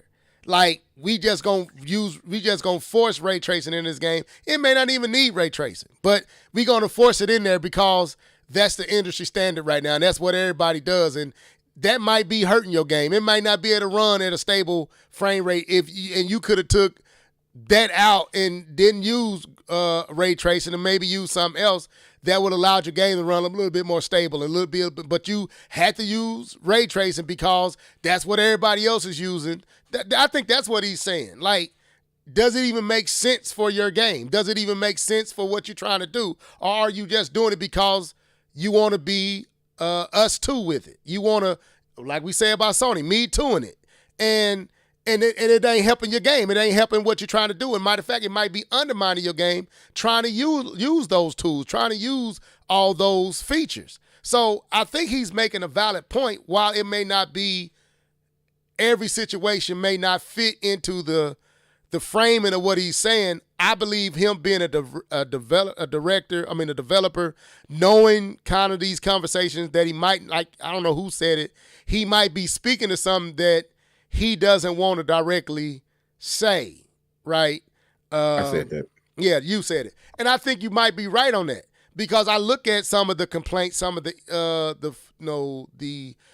stuff coming out of these studios where people are having the crunch and working crazy hours trying to, like, right what we're hearing about Grand Theft Auto right now. Like, people pulling crazy hours trying to get that game done. And that's a very ambitious game. And we heard this about other games. And it's like, had we not went so extreme with all these technical things, we could probably already have this game out and it'd be great. But we trying to make sure we got all the global illumination and all the ray tracing and all the path ray tracing and all this stuff. And it's like, he's not talking about the tools. He's talking about the obsession with it. And it's like, are we really even thinking of what we're doing, and do we even need all that? Are we doing it because it's there and we want to say, yeah, we got a global illumination in this? So when Digital Foundry goes and begin to do the breakdown, ooh, look at this wall and look at the ray tracing. And it's like, okay, but in the grand scheme of the game, that reflection you're going to look at 2 times and you ain't going to even be thinking about it no more. Like when I did with Spider-Man, and again, I know this is subjective, so I'm trying to be fair. But when I played Spider-Man 2 and I saw the ray tracing, I was like, dang, that dude looks great. And I put it right back on performance because I'd rather have the 60 frames per second. And it looked amazing to me, and I never even went back to ray tracing. Then they offered the blended one where it gives you some ray tracing, but it gives you the performance. And it was the same thing with Ratchet and Clank. And I went there. So technically, some of us don't even have the machines to even take full advantage of this stuff. And when it's trying to do it, it causes things to struggle. And that's what I'm saying. So I think he's talking about that. And if we would be more artistic, like Star Wars Survivor, it was built with ray tracing. Last gen can't do this. Well, when they wanted to make some more money and brought it to the PlayStation 4, they did it. And they took ray tracing out. And it looks good on the PlayStation 4. The ray tracing didn't stop it from being the greatness that it was. So I think he got a point, but I don't think none of y'all points are wrong either. I think 2 things can be true. That's what I say. I don't think he's making the same game that he the last 3 games he done made. Looking at that Judas, so I don't know what this creativity he talking about. He keep making BioShock. Let me stop. Yeah, that's true. Now that's a He making BioShock. You ain't lying about that. All right, so where do we want to go next? So that was that. And so we got to talk about PlayStation. Speaking of, let's go to PlayStation. So, K-Bum, I'm going to let you do you kind of know this situation, man? Because I'm going to look, I thought I had this loaded up. Do you know the situation with PlayStation and Bungie? Slightly. Yeah. Okay, take the ham. Keith, do you know it? Let me not just jump to the PlayStation guy. Do you know the situation with PlayStation and Bungie? I think I saw it, but I don't know it. I can go into it. Don't worry about it. And I'll go to it while you pull it up. Okay, go ahead. All right, so what's going on here is PlayStation bought Bungie Studios. I can't recall the year. It was around the time when Microsoft and Microsoft were buying other studios. I believe at that point they had just bought Bethesda, and they were looking to acquire Activision. And Sony wanted to make a move as well, and they went and acquired Bungie Studios. Bungie Studios at this time was in the middle of a game called Destiny 2, the sequel to the surprising hit Destiny, that was supposed to be this 10-year open adventure, persistent world game that they were going to support for 10 years is what their big claim was. And then we ended up getting Destiny 2. And Destiny 2 came out with a bang. It actually was a banger with the community, and the community loved Destiny 2, and it put Bungie back into the stratosphere. So Sony made a decision to go ahead and purchase this studio and make them a first party studio under the umbrella. And a couple years from that, Sony bought them for $3.6 billion, which was the price. Well, at that point, it's a steal because Bethesda went for I think $4 billion, something like that. Bethesda has more catalog of games, so let me stop dogging Bethesda. It's just their graphics sucks. 64, something like 64 billion, something like that. No, I thought it was Activision. Activision. Activision, Right. yeah, Activision it was 64. like 6-7 billion. You're right. Yeah, about 6-7. So since this purchase, things have not been going well one of the key things is that the user base for Destiny 2 has decreased, has gone down. There's been some issues and problems with the game that Bungie really has not been able to fully fix, and that has caused a reduce in revenue. And Sony came out again. Bungie came out with a new game, I believe, this year, which is a looter shooter called Marathon. And Marathon hit gamers with a very lukewarm reception. So what has happened since then is that recently Sony has recorded a $767 million reduction in the asset that is Bungie. They're saying is that Bungie is $766 million. The worth of Bungie is $766 million less than what we paid for. That's pretty much what this means. And so which means that if you bought a house for $600,000, now your house is worth $400,000. That's a problem. You're losing money here, buddy. And so that's what's going on with Sony. You want me to read what an impairment loss is? Yeah, go ahead. Definition. I thought I did all right, but you go ahead. In accounting is a recognized reduction in the book value of an asset when its current market value or recovering value falls below its carrying value. So, like what K-Bum just said, they purchased it for $3.6 billion, but it has dropped $765 million below that value.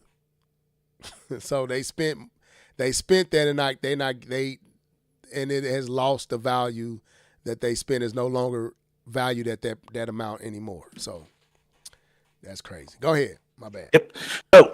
So the question I wanted to send out to you guys is, what do you think about this? Right? Do you think this is kind of a temporary thing that, Bungie and Sony just gonna, they're just gonna recoup back that $766 million in profit loss, or is this a sign of worse things to come, or is this just a drop in the bucket when it comes to these $1 trillion companies? So how do you see this, and how do you see this affect the gamers themselves? Keith, I'll let you go first. I'm looking up something. I got an interesting take I want to make on this. Go ahead, Keith.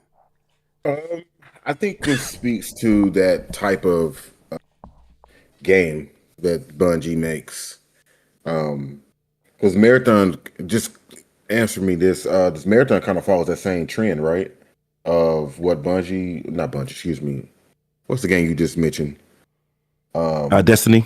Destiny. It kind of follows that same trend of what Destiny was. Or is that completely different? It's similar, but no.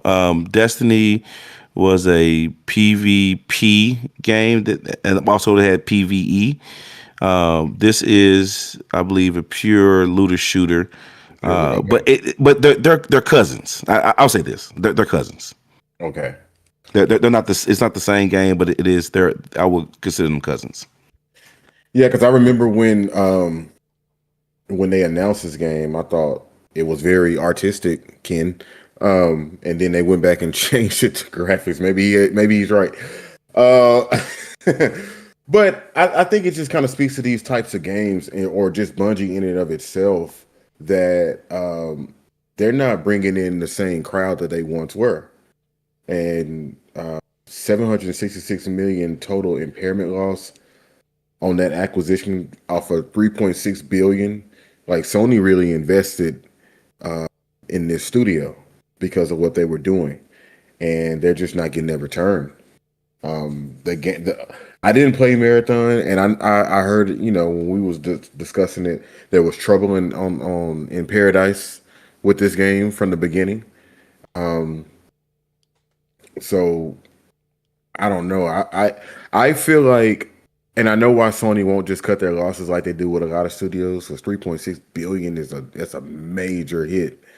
But shoot, at this point, maybe I don't know. I don't really know how to tackle this because what I really want to say is Sony just let them go like you've been letting everybody else go, or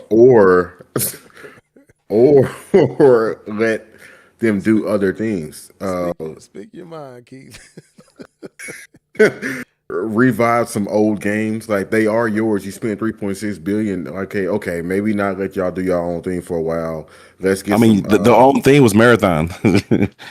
But that's it. After all this time, that's it. And it's like y'all got a lot of other games that y'all could have been reviving with the studio. Like, but I'll jump in real quick. That's not what this studio does. This studio creates that now. I see the issue with Bluepoint. Bluepoint was a studio that made remakes, right? And then you force them to do this open world, persistent game, something that's not in their warehouse, right? And so I see the issue there, where you're asking them to do something that they're not, and they struggle and they don't get it done, and then you cut them. Like, come on, that's terrible. That's not how you do things. But this is what Bungie's done for the past 15, I'll probably say 15 years. These are the type of games they've been making. I want to say 15. Maybe 15 is too long. If you go back to Destiny 1, then you go to Destiny 2, and you go now to Marathon. It's been 10 to 15 years. This is the type of game that they make. They don't make quick games. They don't make games that takes 2 years of development. They make games that take years of development that you also play for years. Let me ask you this, K-Mon, being the resident PlayStation gamer, would you be attracted to a game called Killzone made by Bungie? No. Okay, that was it. I ain't got nothing else to say. Well, you have to understand, I don't have a love relationship with Killzone. I couldn't play Killzone because of the motion sickness. Every time I try to play, I got motion sickness and wanted to throw up. So, I don't know if it's a bad game or not. I couldn't tell you. Never played long enough to figure it out. But I do think people would be interested in seeing, like, oh, Bungie's making a Killzone. Like you do have to pivot. I understand that they are the studio that creates these types of games, but I do think that at some point a pivot is necessary. And I think attaching them, because this is the original Halo team, attach them to a Sony specific franchise like Killzone or something like that might throw some eyes that way and might be like, hey, what is this? As opposed to making a cousin to Destiny. But hey, that's just me. I don't know, but I'm doing the whole revisiting his history because Marathon could have took off and we wouldn't be having this conversation. So, but yeah, that's all I got for now. Okay, so you asked, what's my thoughts? How do I see this? I see this as a trend. Will we consider Destiny 2 to be what we consider a live service game? It is 100% a live service game, 1,000%. Okay, do you feel like Destiny 2, and was Marathon a live service game as well? I believe Marathon is a live service game. Okay, so Destiny 2 and Marathon, and this company has lost, Bungie has lost about a quarter of their value. Somewhere around there. Okay, let's look at this. This is something we didn't talk about, and the reason I'm saying it's a trend, because let's talk about the biggest live service game. Fortnite, back in March, Fortnite financial losses lead to over 1,000 layoffs at Epic. We didn't talk about this. I don't know if we missed it, but this thought just jumped in my thoughts when we was talking about this. While it is unfortunate, it says, not an uncommon news story to see layoffs in the video game industry these days. The reason why is rarely stated so plainly. Epic Games will lay off over 1,000 employees as of today, and the company gave a frank explanation as to why the decline of Fortnite. Could it be these type of games are not as appealing as they used to be?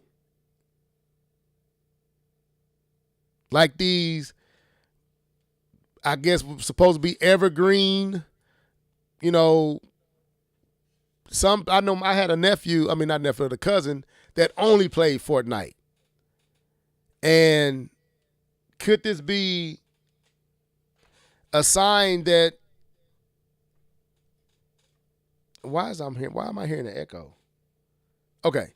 Could this be a sign that this whole genre may be losing, or let's say maybe eyes are turning to others like Marvel Rivals? Because there's only so much attention these games gonna get. So one gonna get more attention than the other.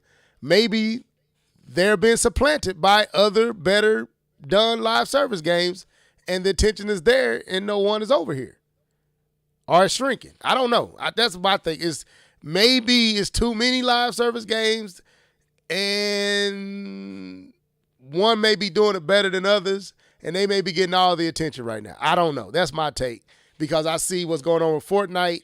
I see what's going on with this live service game, because Destiny 2 was the deal, 6 years ago? It was the deal. Yeah.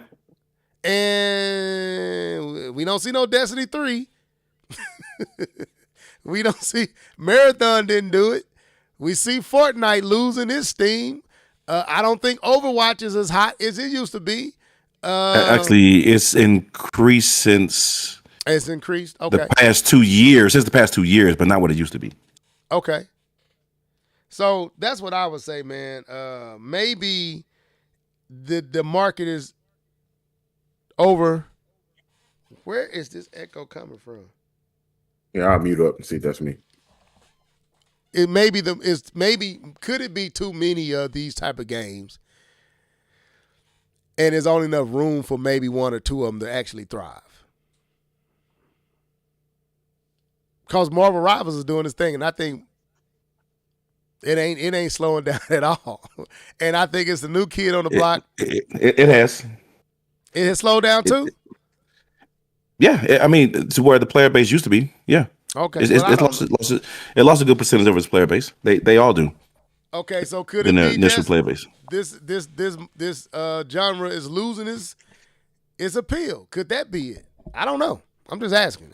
That's what I take. If you see all these ones that's in the same lane of live service, and they all shrinking and losing, people coming through, what they call that, traction or visitors, that could be showing a trend across the board. Daily users. Yeah, daily use. There you go. Then that could be showing that maybe this genre is not as, maybe the genre is losing steam. I just thought, I don't know. This ain't just throwing it out there. You want me to go ahead and go? No, cause I'm trying to wait till you finish your. I'm done. Yeah, I'm done. It's difficult being you, man. Sitting at the end and waiting. You got to wait the whole time. Everybody say their piece, and then you kind of have what you want to say, and then you got to just wait till everybody finish theirs, and it's difficult being level. You do it so well, though. So you do it so well. So you could do this. You could do this then, yeah. Level, yeah. I agree. I agree with your point you were making there. I'll do my best level impersonation. You're actually on the right train of thinking. There is only these games are different. Let's say this, right? Let's talk about these type of games. Let's take that Bungie makes and that Sony is in love with, right? These games are different. This is not your single player game. Mm-hmm. Your single player game can have, say, 5 million people bought God of War, right? They bought God of War. They put their 20 hours into God of War. The game's over. You played it. 5 million people played it, and they've moved on from it, right? When you have these live service games, You need people to play it continuously. So I need you to play it today. I need you to play it tomorrow. I need you to play it next Thursday. I need you to play it next Saturday, right? And just say the fact that, let's look at Keith, the way Keith games. Keith may play 6 different games in a week, right? Live service games don't want that. Live service says, I need you to play this game all day, every day. I need you back here tomorrow. Your start time is at 8:00. I need you back here tomorrow. And there's only so many live service games that can be successful at one time. Yep. Because one person can't play 2 games at the same time. And also, one person is not going to play 3 to 4 live service games at a time. The question is why? Why isn't one person going to play multiple live service games at one time? Why? Because you get left behind. You get left behind in your rank. So if we're playing games, let's take Apex Legends, right? There's a ranking system, right? And if you don't play, let's take Overwatch. I know how that one works. Let's take Overwatch. There's a ranking system. And if you don't play, your rank decays. It decays. So the way it works is you have bronze, silver, gold, platinum, diamond, so what and so on, right? And so if you were a platinum player, but you spent 2 seasons not playing the game, by the time you get on the game to play rank again, you're probably back down. You're probably down to silver, gold or silver. You can't be level with these type of games, huh? No, you can't be me. And so what happens is, and that's why I can't play Overwatch and Marvel Rivals at the same time. I can't do both because too much of an investment. So not only do you have to invest in the time to play the game, you have to invest in the time to learn the game. Right. These are live service games. So what's happening is that they are constantly changing the game. Marvel Rival releases a new character every month. That new character changes the way that the gameplay works. It changes the way that you engage in fights. So you have to learn. So I'll take this into consideration. I went and played Overwatch, and there are 8 new characters from the last time I played it. I don't know who alt that was that just killed me. I don't know who just killed me. I don't know how to feel. You said what? I said, "Are you gaming? Wait, what are you?" That was because when you play these games, you learn how to. Okay, when you hear this voice line, this is this person's alt. This is how you defend it. Oh, this is what you do. This is how you react. And when you don't play it, now there's 5-10 new characters in there. You're like, I don't know how this game works anymore. And so you go find something else. You can't go back, or you just go back for the special events and then you don't play it anymore. There's only so many live service games that can be successful at the same time. And that's what these companies are understanding. And so that's why Destiny can only grow so much. Fortnite, which is surprising to me, is losing because you have now Apex, Arc Raiders. Yeah. And then you got Helldivers.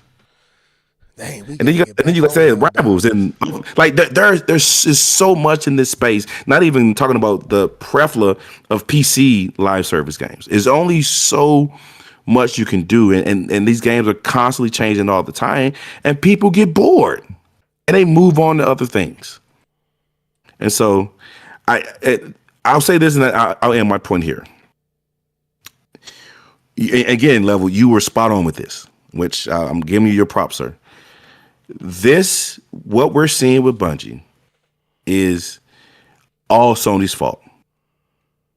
Because again, Sony is in love, or was in love, with live service games. And so I blame them, Sony, for this $666 million loss. because they were blinded by this love of live service. They made these decisions based on live services, not understanding that you can only sustain so long. So this is Sony. This is their fault. This is their problem. This is their bad. This is their mistake. And they're going to take the L for it. And they need to take the L for it. They need to take the L for every live service game that they wanted to do that turned out to be crap. They need to take that L with dignity. Every last one of them. Mm-hmm. Because you have ruined this generation when it comes to first party games. I will step out and say that in front of anybody, Sony fan or not. But that's my take. That sounds like Microsoft. Let me send a shout out. Angry Vigilante, welcome to the show. Darkwing, welcome to the show. I want to read one of was it Darkwing? I want to read and get y'all take. Let me see. Was it Darkwing? No, it was Nia. Nia says, and he says, we need to bring back tacked on multiplayer. Should these companies go back to like Last of Us 2 had? I mean, Last of Us had a multiplayer game that I enjoyed that multiplayer. I used to play with my boy, what was it, King Cooper? Yeah, and we used to play Last of Us a lot. And I think Last of Us 2 was supposed to have a multiplayer, but they ended up canceling it, if I'm not mistaken. And then they tried to create its own thing, and then they canceled it. Should they bring back multiplayer games rather than chasing live service? In like a single player, then added on multiplayer game like they did for Uncharted. I think it was Uncharted 4. It kind of falls into the same pitfall. Okay. Right. How do you keep people playing your multiplayer game? Like this is one of the criticisms I gave Mario Kart. Is what incentive do you give me in Mario Kart to come back and play a multiplayer? So you saying live service literally has changed how we approach multiplayer games because of the constant update and newness and freshness. Absolutely. Whereas those games, they stay the same. So you can't go back to that model, basically. Name a multiplayer game. Call of Duty, live service now. Yeah, that's true. I think the point of that, though, it declined. And it's declining. Well, name multiplayer games that's not a sports game. I can't, K-Bo. That's not my lane, bro. And not a live service game. It's a multiplayer game that's not a sports game, not a live service game. Splatoon 3. No, Splatoon 3 is absolutely a live service game. Absolutely live service. That's Nintendo's take on live service. Name me a multiplayer game that's not live service. Look, you asked Dead Zone. I don't know. That's not multiplayer. Yeah, that's a multiplayer. Dead Zone is being used as a live service. They have They have custom games and stuff like that. It is being tailored to live service. The only thing that it doesn't grow. You know what? I'll give you Dead Zone. I'll give you that. You know what? I won't even change the parameters. I'll give you Dead Zone because I don't think that is a full live service game. So I'll give you that. I think what Nia was basically talking about, which is, well, you know what she was talking about, but I think I know what you're saying. But what I'm saying is those games don't exist, Keith, and we want to. Nia got to defend herself. No. I'm not defending. I'm not trying to defend it. I'm just saying I don't think those games have to last forever. Shiver I think it's not something dead. But I don't think those companies are making those decisions. Like I think the reason why those companies are not making those decisions is what I'm trying to say. Like I agree that those were cool things. What I'm saying is I think there's a reason why the industry doesn't go that way anymore because it's not profitable. They're not just trying to give you a game just to give you a game. They're trying to make money. And they see these live, and that's why Sony went down these live service. Like, yeah, they'll give you this single player game, but to tack on some multiplayer game, and you spent so much. How much money did you spend on the development for this multiplayer game, and what profit are you going to make off of it? So, and if you can't create a good business use case for it, then the studio won't even let you add it. But wouldn't they have made their money off the single play? I'm gonna give an example. No. understand that you have to get more people in development on your development team to create the multiplayer version of the game. You have to increase your development team to create the multiplayer game. But I think Nia introduces. Go ahead, Keith. Go ahead. No, I was gonna say I think we did have this conversation quite some time ago where we were talking about multiplayer and how the budgeting changes. So I think we talked about this before. Yep. I think Nia introduces a thought to what she's saying. I think it's a poignant point. She says there's no way to play, which we've been saying, there's no way to play a plethora of online games all at all times. Something would take priority. However, a game with tacked on multiplayer doesn't have the pressure of keeping up with it, which I agree with her, but I understand what you're saying, K-Bun. When you have conditioned people to get these constant updates and they're used to that format, it's going to probably be hard for them to go back to the tacked on because it's not getting those constant updates and refreshes and newnesses that it would the take. closest thing we have to that level is the online portion of Ghost of Tsushima. Okay. That is the closest thing we have right now to tacked on online. But she right though. If you had that, you wouldn't have to. If you didn't have to worry about it all the time, and people could appreciate it. But I think, like we saying here, I think the game has changed so much that people expect this stuff now. It's a standard. So because it has become the standard, it's hard for folks to go back to. You're going to get bored and move on. Yeah. So because you don't want to keep playing the same game over and over again. Like you had your fun, and it probably one of the best online experiences that you had.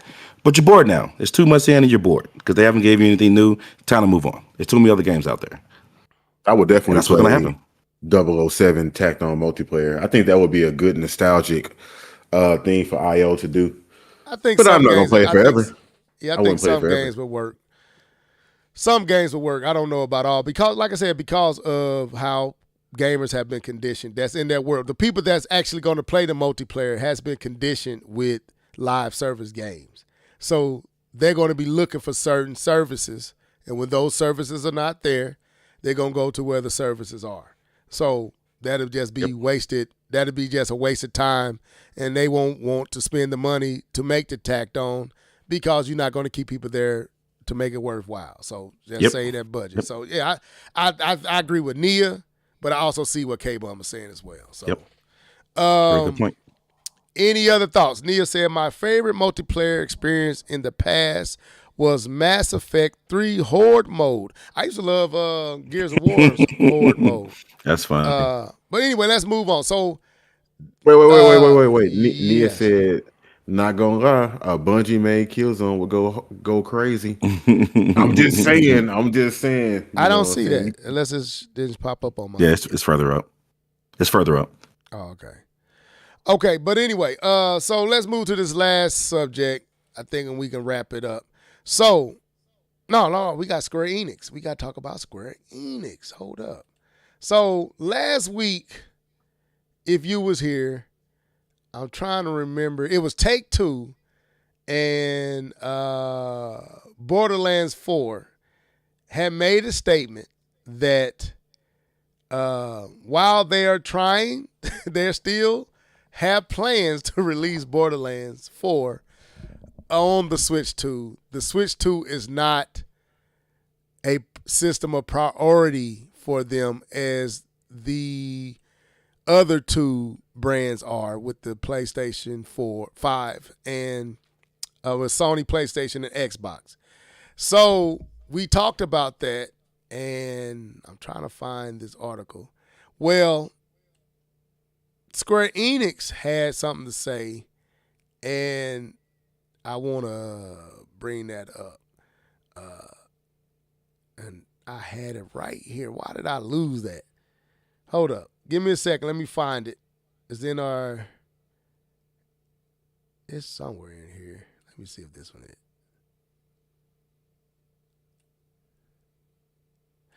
No, that is not it. So let's get out of here.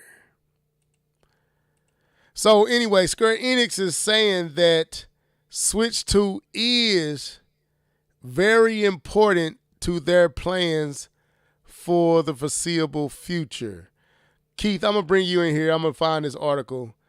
What's your thoughts on this, man? You know, looking at what kind of was the commotion from last week around a similar topic going the opposite way. What's your thoughts on this? On the Square Enix saying Nintendo is going to be priority? Yes. Square Enix is a Japanese developer. That's Nintendo is killing it in Japan. If I am a business owner, video game maker, I am going to focus on what's killing it in Japan. Because at some point in time, PlayStation used to kill in Japan. You see all the RPGs over there. If I'm a business owner, it will behoove me to put PlayStation first. So in this scenario, in this day and time, Nintendo is killing it. We already know the Japanese market loves handhelds, so it only makes sense. But it also gives them an advantage that most studios probably won't ever see because they would never prioritize Nintendo. But it also ensures, you like that word? It ensures that all games will come out at the same time. There won't be these situations where, how you were just mentioning in Borderlands, you won't have these situations where it's like, oh yeah, the Switch 2, let's make a port of that. And oh, we got to figure out how to get this running, when if Nintendo's already my priority, I can make sure it's running and then I could build up and not scale down. So that is, in my opinion, Square Enix's benefit, and they might be doing that with whatever the last of the trilogy of the Final Fantasy series, and that probably will be the best version. Or not, I'm not saying the Switch 2 is going to be the best version. Let me make sure I'm clear, but it might be the best game to come out because of what they're prioritizing. Most people don't consider this because we all look at raw specs and what these things can deliver. But of course, naturally, the Switch 2 is the most modern console on the market. Not the most powerful, not saying that, but it is the most modern. So it can take advantage of a lot more modern techniques and things like that. So I think it's a smart choice. And if it pans out for Square Enix to prioritize Switch 2, it would be cool if other studios did the same. Even though we know that even when multiple games come out, multi-platform games come out, we know the Switch 2 will still be the lesser, but because it's prioritized, we know we don't have this fear of how will it perform because they prioritize it. We know it's going to perform great. But Japan, get that money. That's my take. All right, go ahead, K-Bum. What's your thoughts on this? We don't have to be on this long. Just curious, your thoughts. And what's the question about it again? Square Enix CEO Takashi Kiryu. I don't know how to say that man's name. Look, dog. I do my best. Says Switch 2 is a big part of their ongoing multi-platform strategy. We will polish promising IPs. Okay, yeah. Okay, go ahead.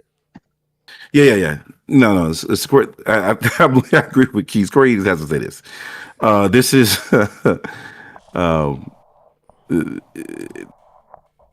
they tried PlayStation, it don't work. You dirty.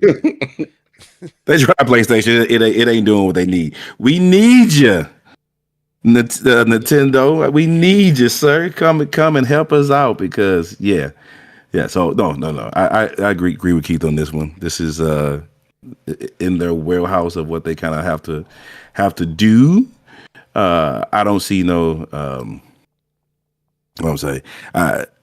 I think Square Enix is true on this because they try with the Sony thing. You're not doing it for me, sir. I need someone that's gonna put money in my pocket, and then it's not you. And so we're gonna go over here because this is what my people are here. Wherever the people go. Yes, people who buy this console, yeah, we are interested. We are doing this. So it makes sense. Yeah. No, I think they're legit with it. But they're definitely making a business decision. Okay. Yeah, I think it's dope. I guess the next question is, I'm gonna throw this at you, Keith. So does this mean we're getting Kingdom Hearts on the Switch too? Ooh. Hey, I would say so. You can't make a statement like we're gonna prioritize Switch 2 and then skip on one of their bigger titles like Kingdom Hearts. So yeah, I would argue and say that yes, you will be getting Kingdom Hearts on the Switch 2. Okay. What number are we at on Kingdom Hearts now? 7 or something like that. Good Lord. I don't know. I'm just asking. I don't play. I played one Kingdom Hearts in my life. K-Bum, so you being the Sony guy, what do you think Sony think of a statement like this? Do you feel like they feeling like Square Enix abandoning them since they had this exclusive relationship? Nah. Oh, okay. Nah, it's business, player. It's how business works. Y'all having an argument about 2D HD games in the chat. Dark Willie said, I'm sick of these HD 2D games. Matt Jazz, welcome to the show, says, I'm not tired of these HD 2D games. I'm tired of Nintendo showing so many of them, but I won't say that I'm tired of the game itself. But anyway, that was that. Let's go to this last topic. So last week, or was it this week? When did Indiana Jones come out for the Switch 2? Is it out? Yeah, it's out. Probably last week, I guess. Yeah, I've been impressed by what I'm seeing. I wanted to show it. Keith, what's your thoughts, man? As I mentioned there, you can. I don't have any intentions in each of the areas. This would be a on sale purchase for me, but I gotta stop watching this stuff because all the reviews I'm hearing saying the story is better than the movies, the recent movies that came out. And that caught my attention. Like, because my wife is into Indiana Jones. And if the story is that good, that kind of got my intrigue. Because I have no interest in getting this game for real. What's your thoughts on what they achieved with the Switch 2 version of this game? I think they did a fantastic job. From what I've saw, of course they're gonna make their cuts. They're naturally gonna make smart cuts or whatever. But I think the overall presentation, what they were trying to achieve with this game is represented on the Switch 2 very well. Yes, it's targeting 30 frames a second. Cool. I don't think Indiana Jones is a fast-paced, twitchy shooter anyway, so I think they can get away with that. There is ray trace global illumination. It's there on the Switch 2.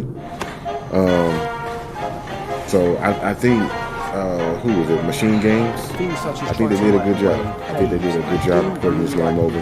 I don't have any interest in playing this game on the Switch or the PC. But if I were to play it, I'll probably play it on the PC only because it's in Game Pass, not because I'm prioritizing visuals. But to me, I know I argued for first person would be great, but I kind of want to walk that back. I think they probably should have went in a different direction that would have caught my eye. Thank you, because if this was third person, I would definitely get it if it was third person. Yeah, I love me a first person game, but I don't know if this was the right direction. But anyways, yeah, I think they did a good job. I think anybody who's playing it on the Switch 2 is going to have a great experience. I think they're not going to miss anything. Just like with all the other recent third-party ports that's come over, they're not missing much of anything except for a few resolution and details. But the overall the main presentation, it's there. Mm-hmm. K-Bum, what's your thoughts, bro? I don't know if you've been checking it out or anything, but I'm playing it here. You kind of get to see it, and this is compressed on the YouTube. But like I always say, both versions are compressed. So, yes, it will look even better in person on the PlayStation, and it will look even better in person on the Switch too. So, they balancing out. K-Bone, what's your thoughts? Yeah, no, I think it's dope that they're doing ray tracing and global illumination. This gives more credence to teams that want to try to build this from the ground up for the Switch 2, or even anyone looking at bringing their game over who's worrying about these type of things. I think anytime the Switch 2 is showcasing that it can accomplish more than what's expected is nothing but kudos to the design of the system. So the more and more third parties the system gets, the more and more newer technologies that can be used on the Switch just means more fun for those Switch 2 owners, man. That it gets closer to the issue. It gets closer to resolving the issue that I said Nintendo had for a very long time. Is that the Nintendo system has always been an and system. Yeah. You get Nintendo and a PlayStation. You get Nintendo and an Xbox. You get Nintendo and a PC. Why? Because you can't play those third-party games that you want to play on the Nintendo system. And if you did play them, it was at such a Vaseline level of graphics that you didn't enjoy it. Or in the names of Mortal Kombat, the whole system crashed when you did a finisher. But this brings Nintendo closer to that place where you can get away with only having a Switch 2. Sorry. For the people who enjoy third-party games, let me make sure I preface that. There are plenty of Nintendo heads that's saying, "What you talking about? Cuz I've been doing this for the longest." For the people who enjoy third-party games, don't let them fool you. That's a lie. That this is getting the system very close to, if not achieving the place where you can have a Switch 2 and not feel like you're losing out on anything else. So. I'm kudos to it. I'm happy for it. Now, this leads to another question. I think this is dope, but I asked this, and I don't know if K-Bum, I don't know if you saw it, but I know Keith saw it. This brings me to another question then. How much pressure are these third parties titles being at the quality that they are? Because right now, I can't name one first party title on the Switch 2 that looks better than a plethora of third-party titles that has been released on it. How much pressure is this putting on Nintendo for their first party? Could that be why Star Fox went with the realistic character models? I'm just a thought. Just asking. Well, how much is there any pressure on them to take advantage of the system that they have as well? If we seeing what third party is able to achieve with this system, can Nintendo get away with Bonanza and Mario Fever? I know Splatoon Raiders is not out yet, but Splatoon Raiders. Can Nintendo continue to get away with not using DLSS? Not taking advantage of certain features. I don't want to contradict myself with Ken, but you catch my drift. Should we expect more with Zelda this time? With Mario? Based on what the system can actually achieve? Because we accepted this because we all thought, they can only do so much. The system is basically 2 GameCubes duct taped together. That's what we did. So we accept the inferior visuals because we thought it was an inferior system. Well, we seeing what third party is doing, and they doing it. Like they doing it. There ain't no ifs, ands, or buts. Will we continue to give Nintendo the pass with the simplisticness that they typically does? Are we going to continue to accept that? Are we going to expect more for them now with their titles? No, brother, it's all about that art style. There you go. That's why I was gonna, you know what? That's why I was like, Nice. That's dope. I had already Good job, killed that. Keith. I already said I'm setting myself up to come off Good job, Keith. contradictory with Ken, but I think it's a fair Oh, statement man. though. Not that necessarily they need to go with photorealism, but I'm just saying, should we expect more for them in their approach to the developments of their games because they do have the system that can achieve more? Should we expect more? Yeah, I don't. Why wouldn't we? If third parties, I'm watching this Indiana Jones comparison that you shared. Why wouldn't I expect Nintendo to be able to do this when other people are showing out on their device? Yeah, I want them to show out and do more. Currently, I mean, but they've kind of. I'm not gonna say they put themselves in a position to where their games don't translate like that. But a lot of their games are stylized and based on art style that even when they do push it, it still won't translate because of the heavy art style. And you brought up a good example. Star Fox is a great example of how they can, utilize some of those techniques. And I think they would have to actually go back even further to some of their older games because a lot of their newer games are very cartoony. Right. And they won't it just they would have to completely overhaul and change the game. I mean, Zelda, you can get away with a Zelda because Zelda's always changing its art style. But I think they would have to revive some of those old games and go from there. You're right, Neil. People are freaking out over Star Fox, and I don't get why.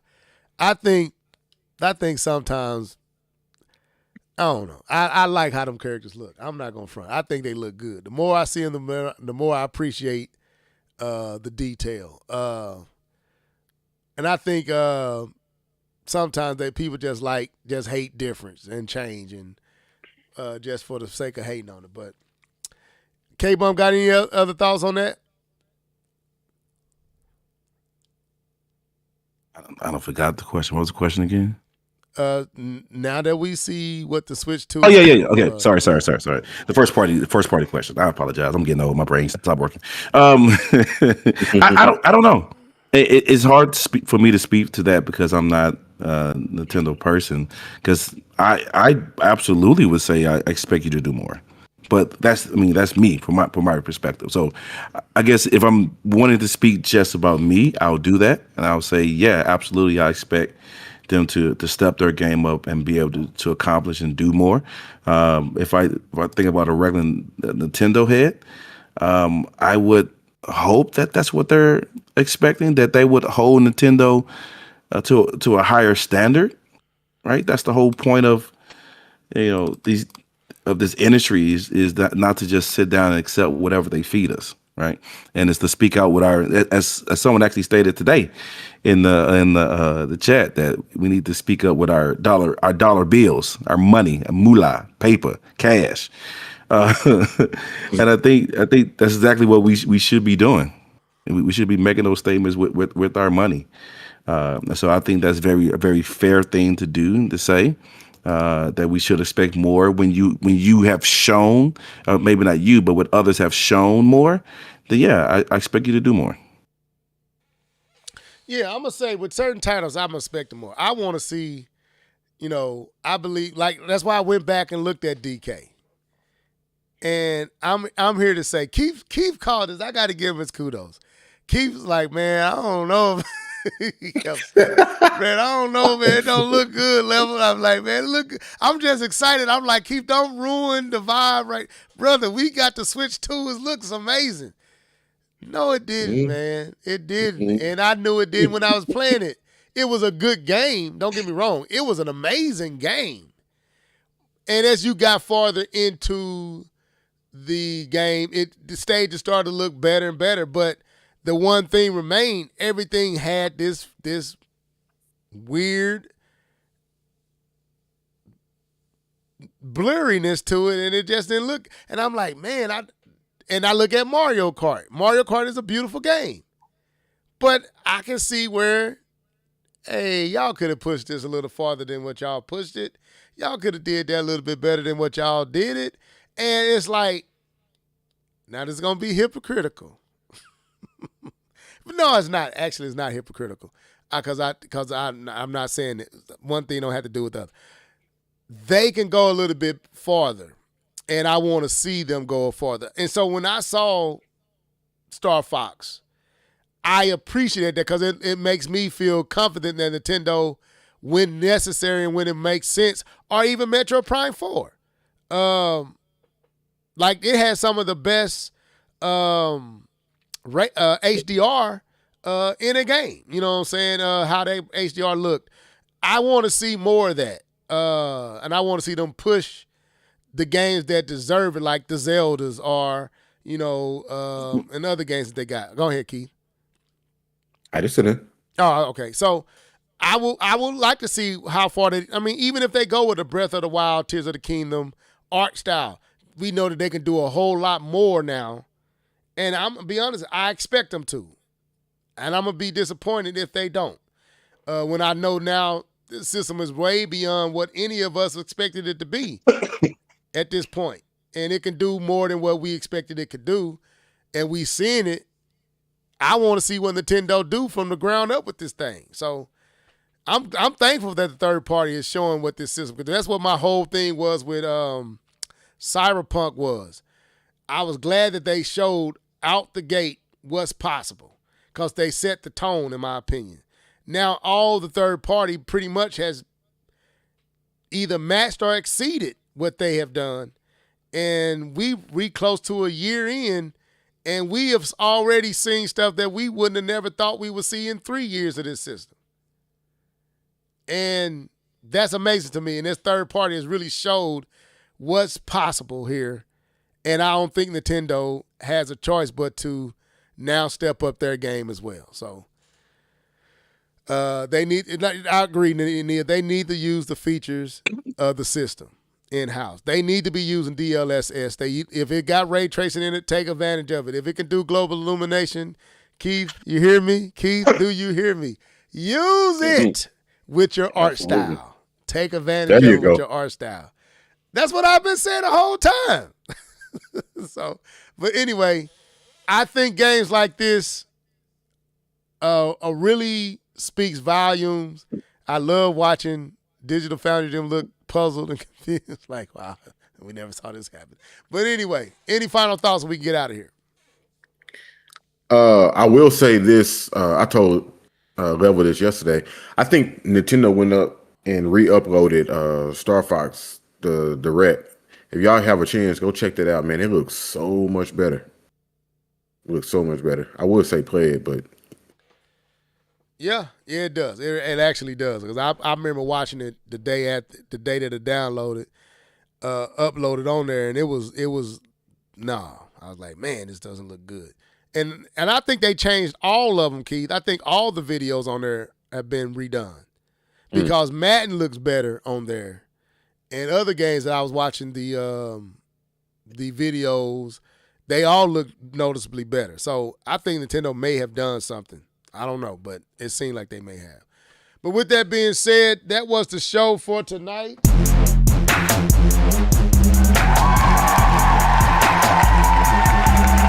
I'm going to let these dudes sign out.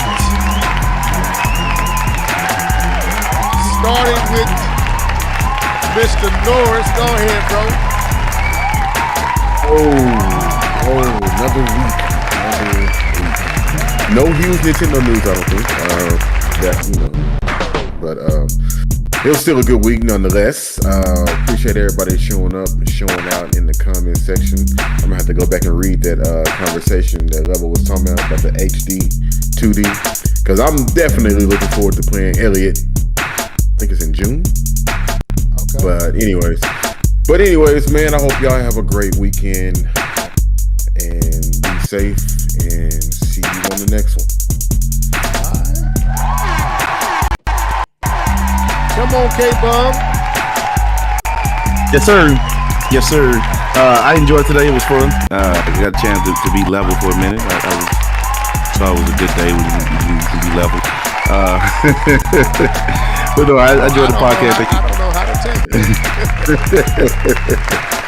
Nah, it's a compliment. Take it as a compliment. It's all good.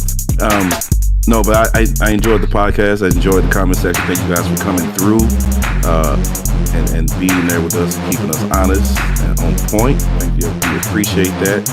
And look forward to next time, man. I had a blast and enjoyed this. And you guys were definitely with us the whole time, man. I appreciate it. Thank you. Before we get out of here, we can't let this moment go by without wishing our boy, Mr. Norris, a happy birthday! No.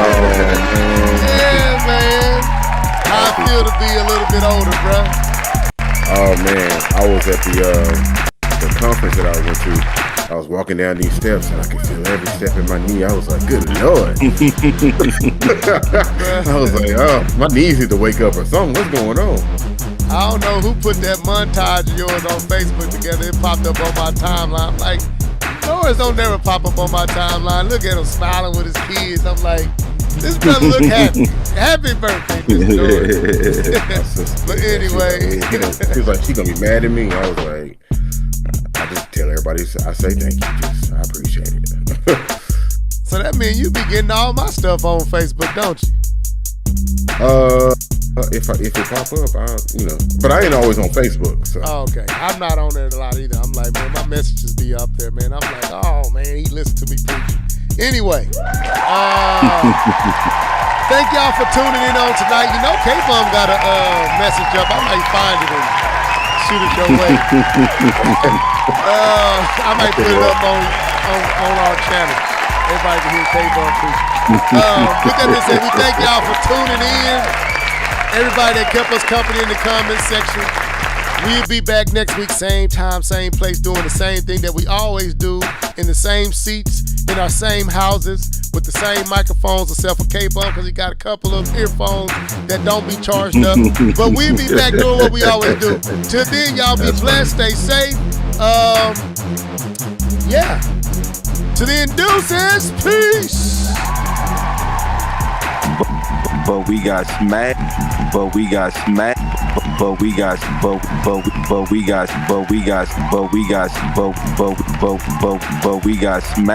bros, though.